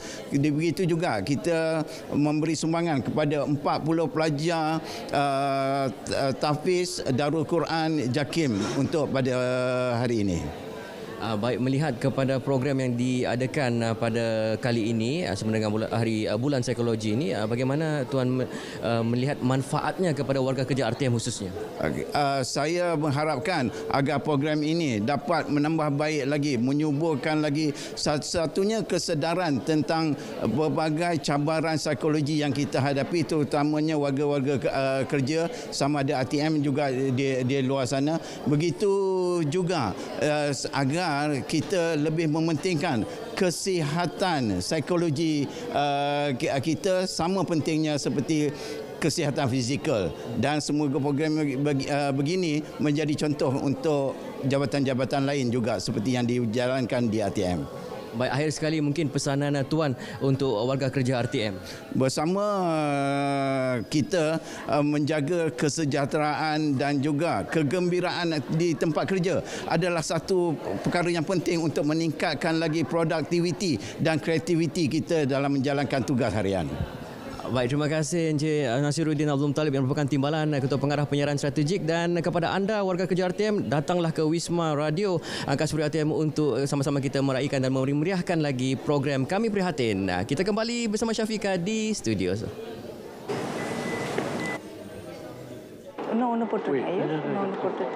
Okey, bersempena di Pabali yang tidak lama lagi, kita nak bersama dengan Babas untuk melihat apakah di antara produk-produk keluaran Babas bersempena dengan sambutan di Pabali. Jadi hari ini saya bersama dengan tetamu. Saya kenalkan terlebih dahulu. Di belakang saya ini, saya bersama dengan ini ialah Haji Azrail Muhammad, Ketua Pemasaran Babas Produk Sdn Bhd, dan juga di sebelahnya Nalini S. Balakrishnan, Pengurus Kualiti Produk Babas Produk Sdn Bhd. Selamat pagi, Assalamualaikum. Apa khabar hari ini? Sedapnya bau dekat luar ni. Rugi Ridwan tak keluar. Okey, bersempena di Pabali ini, apa di antara produk-produk yang dikeluarkan oleh Babas? Okay. Untuk produk khas Deepawali, Babas ada kuih ghee Babas, Neyu Rendai, kita ada muruku halus, Omapodi, kita ada muruku pedas, Kara muruku, acu muruku, kuih ros dan juga keti urendai. Babas keti urendai mix. Okey, apa di antara kelebihan dan juga keunikan produk Babas ini? Okey, produk Babas kita terkenal dengan keasliannya, dia kualiti tinggi, rasa sedap. Tapi yang paling penting dia tak ada bahan-bahan asing seperti pewarna, pengawet, penambah rasa dan tak ada MSG. Jadi sangat sihatlah. Memang asli dan sedap. Yang penting halal. Halal. Yang penting halal dan juga sedap, tak ada MSG. Sebab dalam pada kita nak makan sedap tu kenalah juga jaga kesihatan kan. Terutamanya di Pabali ni memang masakan semua sedap-sedap. Hari ni pun bau pun sedap. Kalau kita boleh lihat di hadapan ni ada macam-macam. Ini memang sangat signifikan lah kita kata untuk perayaan di Pabali. Jadi antara makanan-makanan lain yang memang terkenal dan juga signifikan dengan di Pabali ni, Puan? Yang pastinya muruku. Pasti ada, confirm ada muruku. Kita ada adrasam, kuih denderam, kita ada keseri dan juga kita ada payasam. Selain daripada ni, kita ada masakan berempah seperti mutton warubel, mutton curry, chicken warubel, chicken curry, fish cutlet, ladu dan banyak lagi lah. Okay. Yang itu tak payah tunggu di Pabali, memang hari-hari kita makan. Betul. Dan pastinya kita menggunakan rempah keluaran Babas. Semestinya Babas halal dan juga sihat. Okey, kenapa sebenarnya kalau kita boleh lihat di hadapan ni ada maruku, ada macam-macam lah. Yang ini kenapa kita kaitkan dengan di Pabali, Puan? Biasakan homemakers masa free time memang dia orang dah cipta dah banyak jenis kuih-kuih. So kita invite ramai-ramai datang. So memang kita nak adakan kreativiti pelbagai jenis produk. So dari raw material yang sama terciptalah produk-produk macam ni. Dia punya bahan tu lebih kurang sama je, tapi diolah semua kan. Dia produk ni dia macam kuih raya kita lah. Kita dah makan makanan heavy, ini macam snacks. Dengan manisan sekali kita ada. Dengan manisan sekali. Okey, ada juga demonstrasi yang dibuat di hujung sana. Yang ni tengah buat apa ni? Tengah goreng maruku. Okey, ini maruku. Okey, untuk kita nak buat maruku ni macam mana caranya? Mungkin saya boleh masuk try. Okeylah. Okey, saya cuba. Cuba buat acuan. Okey, ini kita menggunakan rempah yang mana tadi? Yang ini ke? Tepung maruku Babas. Ini, tepung maruku Babas. Kalau saya tengok kat sini ada macam-macam jenis maruku. Maruku mix, spicy maruku, acu maruku dia ada 4 jenis. Maruku 4 jenis. Kalau maruku yang biasa selalu kita tengok yang ni, maruku biasa. Kita pun ada spicy maruku pedas. Ni yang pedas. Yang ini kita maruku ni oma podi. Oma podi ni yang halus sikit. Yang halus kan maruku ada halus. Yang lepeh-lepeh ni maruku pedas. Dan kita ada acu maruku. Kalau bahasa Melayu kita panggil kek ros lah. Dia sebenarnya maruku juga, tepung maruku juga. Dia asalnya tepung maruku, tapi kalau kita boleh tengok di hadapan ni, di bentuk-bentuk dia berbeza-beza lah. Okey, seperti mana yang anda boleh saksikan di kaca TV tu, seperti saya katakan tadi, kita kalau nak buat apa pun pastinya menggunakan produk ataupun barangan keluaran Babas. Okey, kita nak cuba jugalah, begitu mudah. Cara nak buat maruku ni bagaimana? Kita bukakan beg ni, satu beg ni. Dia step-step semua ada di belakang paket. Boleh saksikan. Tapi senang dia campur air. Lepas tu kita buat dough dia. And then kita buat masukkan dalam acuan. Jadi acuan Syafiqah dah pegang situ. Saya dah pegang. Hari ni boleh ajar macam nak buat. Tunjuk dulu. Saya risau jadi bentuk lain. Dia kena buat kat sini dulu. Ya. Kita picit. Pusing-pusing je. Berapa lapisan kita nak 4 ke? Ikutlah berapa lapisan. Ya. Kalau nak comel 3 ke 4. Kalau nak besar boleh juga. Lepas tu terus masukkan. Begitu. Okey. So kita kena pusing-pusing dia. Nak tekan ni pun boleh tahan ya berat dia. Buruk juga. Cantik. Cantik. Puan kata cantik. Jangan gelak dulu. Okey, lepas tu kita potong dia, cubit dia. Letak kat sini. Okey. Lepas tu masukkan dalam kuali. Masuk sini. Masuk je. Macam tu je. Ya Allah, nak siapalah ni pandai buat maruku ni? Begitu mudah ya, sebab kalau tak pandai masak pun, saya ni bukanlah expert mana ya, macam Ridwan, kat belakang ni dah ada pun dituliskan cara-cara memasak. Dah ada kat sini, kat belakang ni. Okey, selain daripada maruku lah, yang bahan-bahan lain ni macam mana pula kita nak buat? Yang tu di hujung sana tu apa? Okey, yang tu adalah payasam mix. Lebih dia nampak macam bubur ya, macam bubur sagu. Didihkan air, masukkan 1 paket payasam. Lepas sagu dah hampir masak, masukkan susu, siap. Semudah itu? Semua ada premix, semua dah siap. Semua dah siap, tak perlu nak pening-pening kepala dah, sebab waktu-waktu perayaan ni selalunya kedai pun tak buka. Nanti nak cari bahan pun susah kan. Jadi beli sahaja rempah ratus ataupun bahan-bahan produk yang keluaran daripada Babas ini. Okey, selain daripada apa yang ada di hadapan ni, apa lagi produk yang dikeluarkan oleh Babas? Okey, selain tepung-tepung untuk perayaan Deepavali ni, kita pun semestinya lah para pengguna tahu kita terkenal dengan rempah kari Babas, kari ikan, kari ayam, kari daging. Kita pun ada macam serbuk kurma, biryani, serbuk sup dan juga rempah-rempah seperti serbuk cili, serbuk kunyit, ketumbar, jintan manis, jintan kasar. Banyak. Jadi elokkan kita penduduk Malaysia yang masak memang ada guna produk Babas salah satu. Betul. Jadi kita terima kasihlah kepada semua pengguna yang menggunakan produk Babas. Cuma hari ini kita nak perkenalkan tepung-tepung yang kita gunakan untuk masakan Deepavali. Dan untuk masyarakat Melayu boleh guna juga macam kita ada kuih ghee.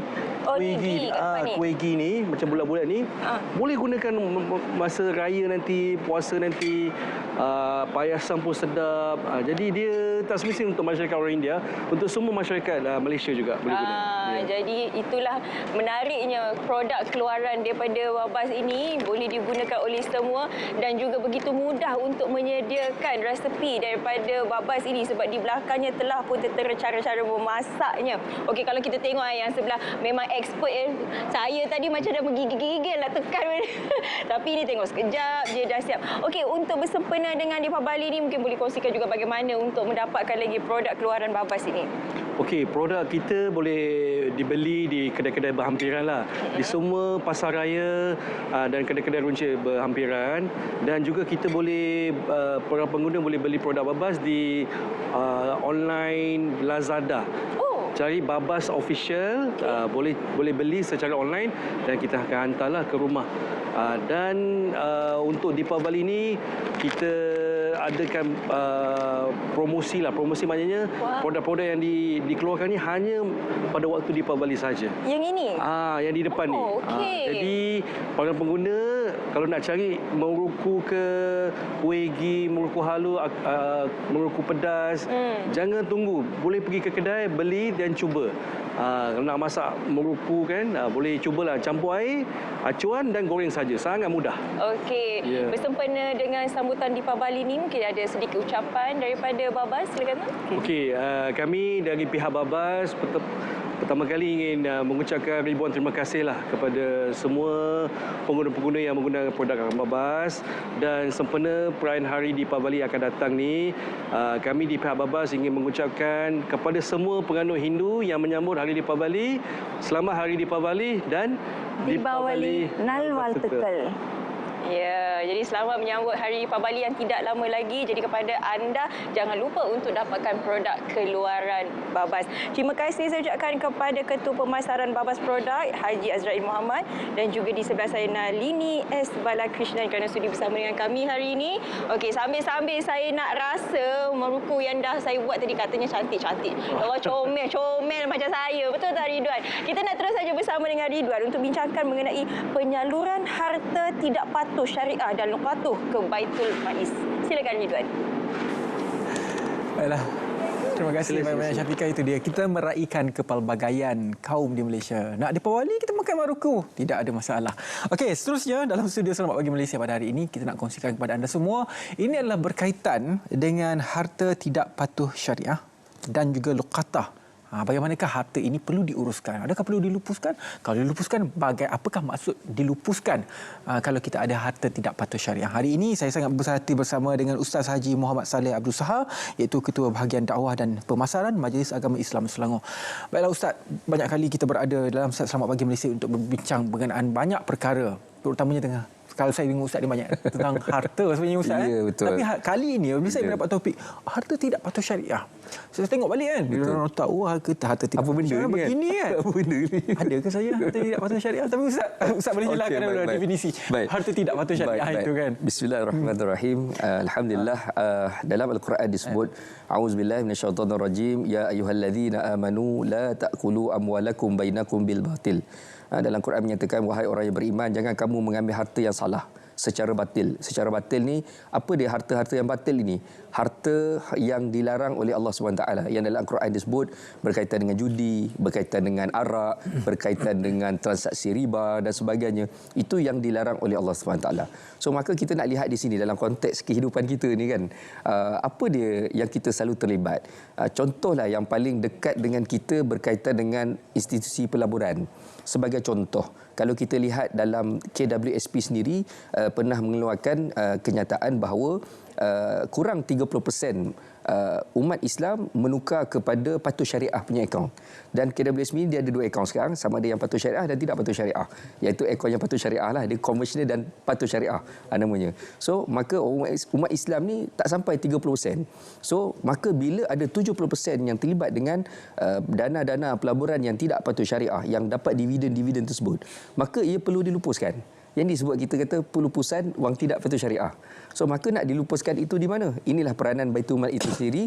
Maka Baitul Mal ini menerima dana-dana ataupun pelaburan-pelaburan yang tidak patuh syariah untuk dilupuskan bagi tujuan maslahah ummah.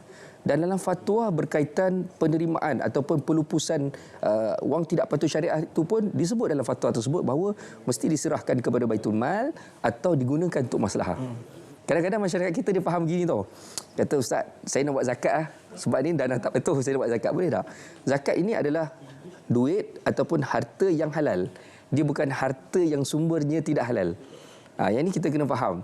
Sumber yang tidak halal ni macam saya sebut tadi, pelaburan tu mungkin dia terlibat dengan institusi riba. Dalam Quran disebut wa halallahu al-bai' wa haramul riba. Allah Taala menghalalkan jual beli dan mengharamkan riba. So kita tahu dalam dividen dalam tu mesti ada institusi riba. So memang tak boleh kita ambil. So maka apa yang kita boleh ambil ini, Ustaz? Dividen yang patuh syariah saja, yang telah digazetkan bahawa pelaburan itu patuh syariah. Itu ceritanya. Adakah pelaburan saja ataupun apa ciri-ciri? Selain daripada itu, kalau kata kita terlibat dengan transaksi-transaksi yang berkaitan yang melanggar hukum syarak. Contoh, penjualan arak. Bagi orang Islam sendiri, penjualan arak tidak boleh. Berbeza dengan bukan Islam. Orang Islam terlibat. Ataupun penjualan memang yang diharamkan. Sebab itu yang kita kena faham bahawa aktiviti yang kita buat ini, adakah betul-betul patuh syariah ataupun tidak. Dan kalau kita lihat sekarang ni, mana-mana sekarang adalah agensi kewangan dan sebagainya, mereka akan ada syariah community untuk menetapkan pelaburan itu ke mana. Itu satu. Kemudian begitu juga kadang-kadang ada syarikat-syarikat berkaitan dengan produk kecantikan dan sebagainya, nak memastikan produk itu halal. Mesti dia ada komuniti dia. Sebab itulah kalau kita lihat di Selangor sendiri pun sebelum ni dia ada pameran halal. Halal ini bukan sekadar berkaitan dengan makan minum saja, termasuk dari segi bab kewangan sekali. Sebab itu kita nak luaskan berkaitan maksud halal itu yang ikut patuh syariah itu bagaimana kaedahnya, iaitu dengan melalui apa yang Allah Taala telah tetapkan dan Allah Taala yang larangkan. So kalau kita tadi saya sebut dividen, arak, apa lagi? Contoh kalau ada yang disebut sebagai harta syubhah. Harta syubhah ni dia macam mana? Apabila bercampurnya yang halal dan haram. Harta syubhah ni. Contohlah, kalau kita tanam anggur, kita boleh makan buah anggur tu. Tapi kalau kita tanam anggur untuk kita peram, jadikan liquor, jadikan arak, maka tidak boleh. So maka itu kita ada syubhah. Tidak boleh makan hasil daripada penjualan. Kita tidak boleh terlibat dalam penanaman anggur itu bagi tujuan untuk menyediakan ataupun membuat bahan liquor tersebut. Maksudnya niat kita lah. Niat kita. Niat dan perbuatan kita kena jaga. Sebab tu kita kena faham kedudukan harta yang halal, harta yang syubhah.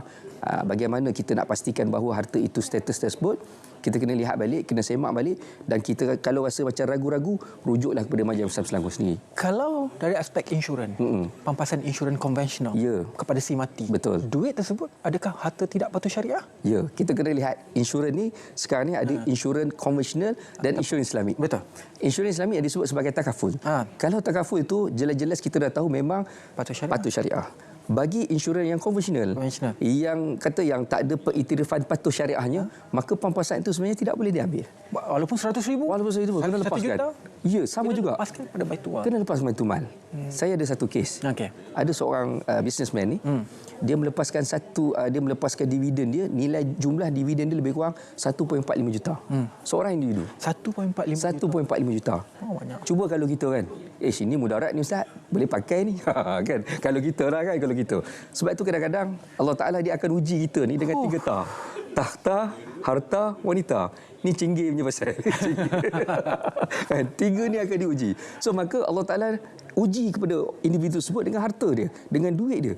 Dia boleh melupuskan duit itu 1.45 juta. Dia yakin bahawa rezeki yang akan datang lain.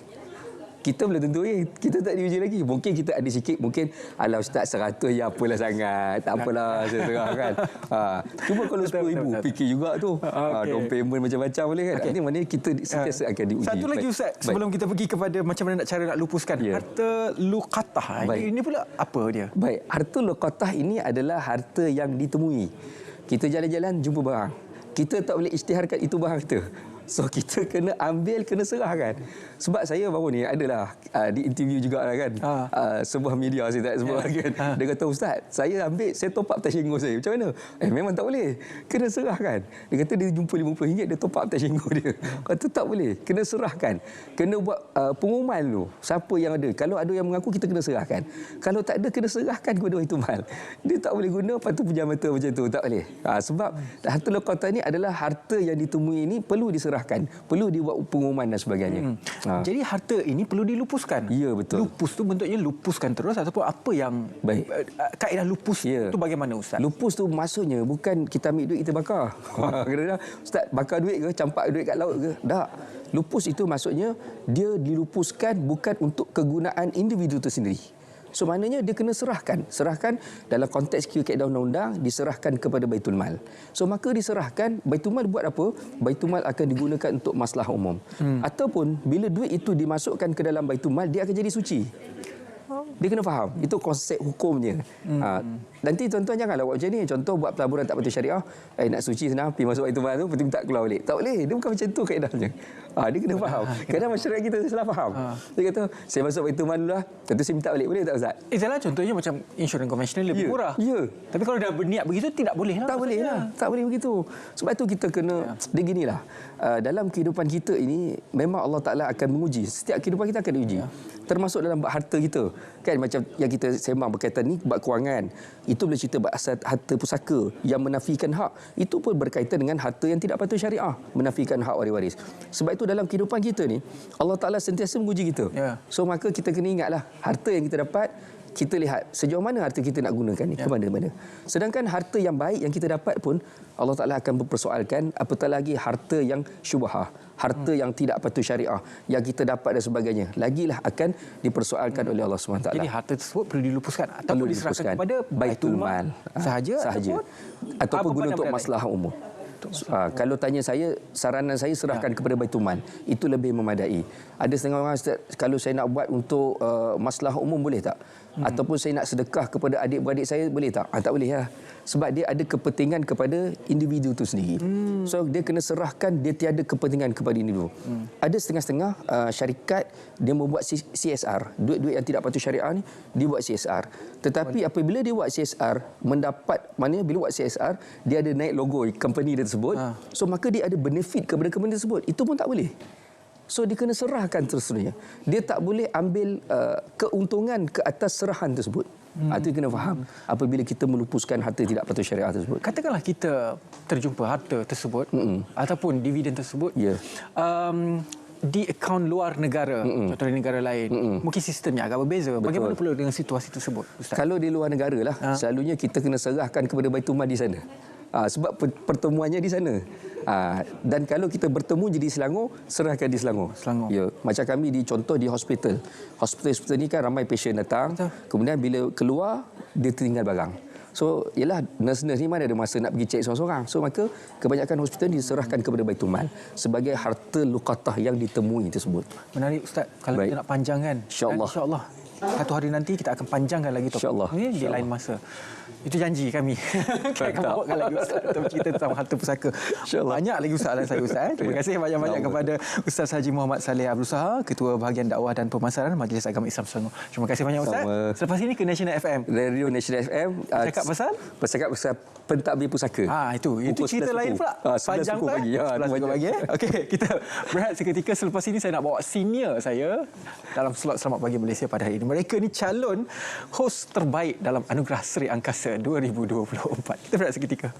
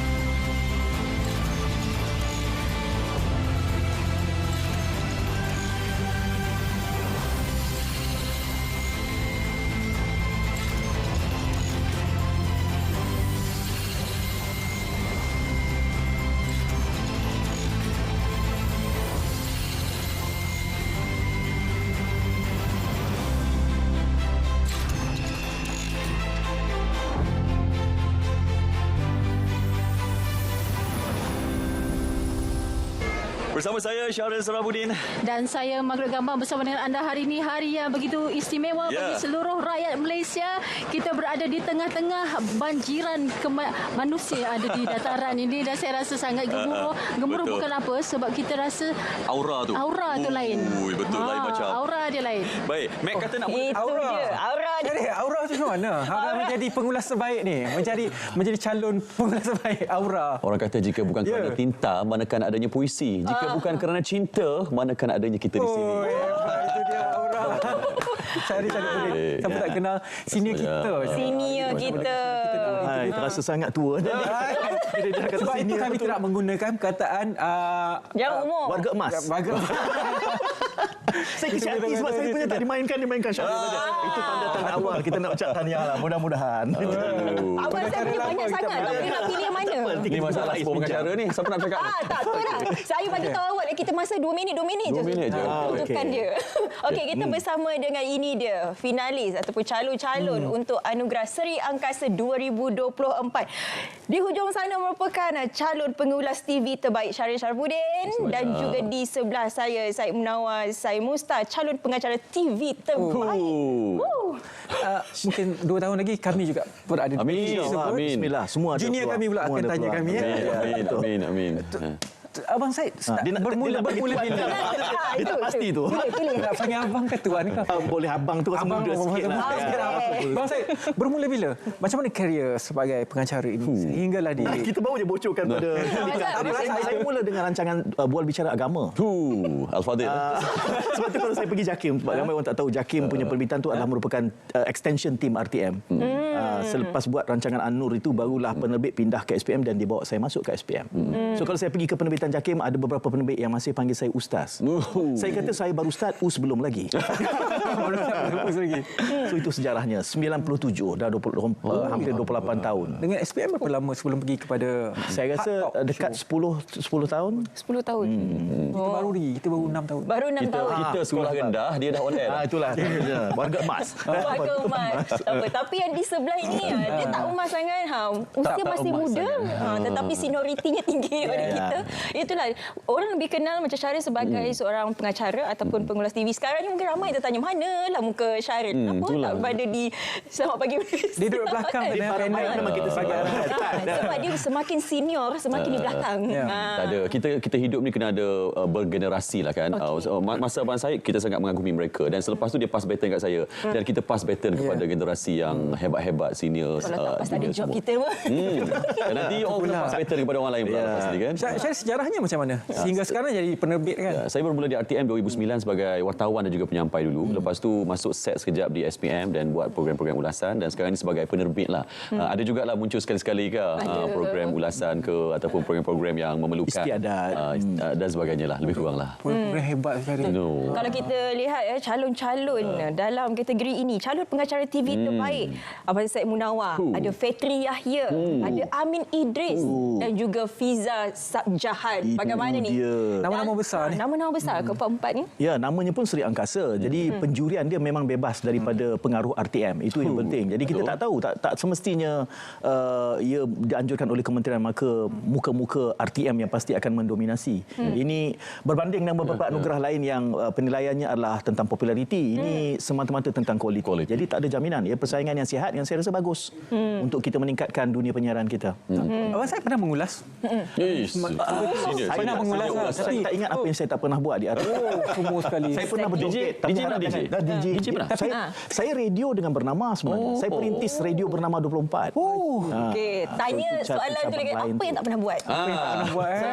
Berakit drama. Cuma berbeza dengan Syahril. Menyanyi pun sedap tau. Mana tahu? Jangan sekarang jangan suruh. Semua beza jamuan raya masa nyanyi. Oh ya, bezanya Syahril adalah penjawat awam. Saya bukan. Saya freelance macam tuan-tuan juga. Jadi kita ada, saya tak pernah baca berita. Jadi bila jumpa di luar, mereka bandingkan saya dengan Suhaimi Muhammad. Jadi rasa macam dah buat Selamat Pagi Malaysia, dah buat bicara malam. Jadi bila jumpa dengan khalayak di luar, dia kata, hari ini tak baca berita ke? Kan? Ataupun bila perkenalkan pemberita RTM, saya tak pernah baca berita. Satu generasi dengan Suhaimi. Suhaimi junior sedikit. Suhaimi tidak bermula dengan rancangan agama. Okey, menang. Okey. Ada pemenang di situ. Dia ada pemenang. Dengan kita semua. Syaril, kita kalah. Kita tengok dulu. Untuk kelas TV terbaik. Okey, macam Syaril, dua. Itulah kebetulan ada dua channel. Takkan dua. Lepas dia berpengalaman menang. Dia pernah menang. Lepas tu ada juga rakan kita Ismail Adnan. Ada Ismail, ada Fitri Yahya sekali lagi dan juga Syafiq Ashraf. Oh, Sukan, ini sukan. dua pencalonan ni. Nampak nama yang cukup besar, Syaril. Nasib baik poket ada dua je. Tak adalah situ tidak berharap sangat, tapi kalau benar rezeki. Tapi saya tengok calon-calon ni, saya teringat ada satu kata-kata indah. Dia kata, mana mungkin kita boleh bandingkan bulan dan matahari kerana keduanya bersinar di waktu berbeza. Mana mungkin kita boleh bandingkan calon-calon ini kerana masing-masing punya keupayaan dan kredibiliti yang berbeza. So semua ada skill masing-masing, cuma terserah pada jurilah nak tengok skill mana untuk diangkat. Syaril banyak mengulas kan antara acara-acara besar ataupun mega negara, yang mana paling mencabar, yang paling diingati oleh yang paling mencabar, paling diingati adalah istiadat kemangkatan almarhum Tuanku Sultan. Saya pernah buat almarhum Tuanku Sultan Kedah, Sultan Abdul Halim, almarhum Tuanku Sultan Pahang sebelum ini, dan suasana ulasan untuk istiadat pemakaman itu memerlukan daya kreativiti yang berbeza sebab durationnya panjang dan ulasannya adalah ulasan selari dengan apa visual yang kita bawakan. Dan itu pun saya belajar dari Tuan Syed juga. Dan tidak boleh diraptaikan. Oh ya, betul. Berbanding istiadat penganugerahan, itu boleh dilatih. Kemangkatan, kita hanya tiba dan terus buat apa yang ada. Jadi tidak ada input awal. Jadi orang tak tahu itu kan. Sebenarnya kemangkatan jauh berbeza, lebih susah daripada yang lain-lain. Yang lain ni kita boleh bersiap sedia. Tapi Abang Zaid hebat. 5 pagi ya PRU. Apa dia? Itu. Sebenarnya yang tidak direkodkan dalam sejarah Malaysia Book of Record, saya ke udara 11 jam. 11 jam Sewaktu peralihan Menteri Besar Perak. Saya masuk pukul 12 tengah hari dan saya keluar studio pukul 11 malam. Maghrib asar tepi meja pengacaraan. Dapat tak? Itulah dia cabaran. Cabaran. Sebagai seorang pengacara TV, bukan semata-mata populariti atau nak nampak cantik di kaca TV. Muzik dah bunyi dah. Faham? Faham. Saya pun terus berhenti. Kita tak perlu earpiece ke. Semoga kemenangan berpihak kepada anda. Tanya diucapkan, anda menjadi inspirasi kepada kami. Walaupun umur pun dah tua, tapi masalah boleh. Kami still jiwa muda untuk belajar. Amin. Yang penting jangan lupa 26 Oktober ini seawal 8 malam ada kapet merah. Kita nak tahu juga Abang Syaril dan juga Syaril kau jawab apa kan, kita nak tengok. Terima kasih Abang Syed. Terima kasih Syaril. Dan good luck untuk Anugerah Sri Angkasa 2024. Terima kasih kepada semua penonton Selamat Pagi Malaysia yang menonton kami seawal jam 8 pagi tadi. Banyak yang telah pun kami kongsikan kepada anda. Seperti biasa, apa yang baik ambil dan amalkan dalam kehidupan anda. Ya, sehingga kita berjumpa lagi. Saya Syafiqah Ishak. Saya Ridwan Mustafa. Dengan itu, Assalamualaikum warahmatullahi wabarakatuh. Salam Malaysia Madani. Bye.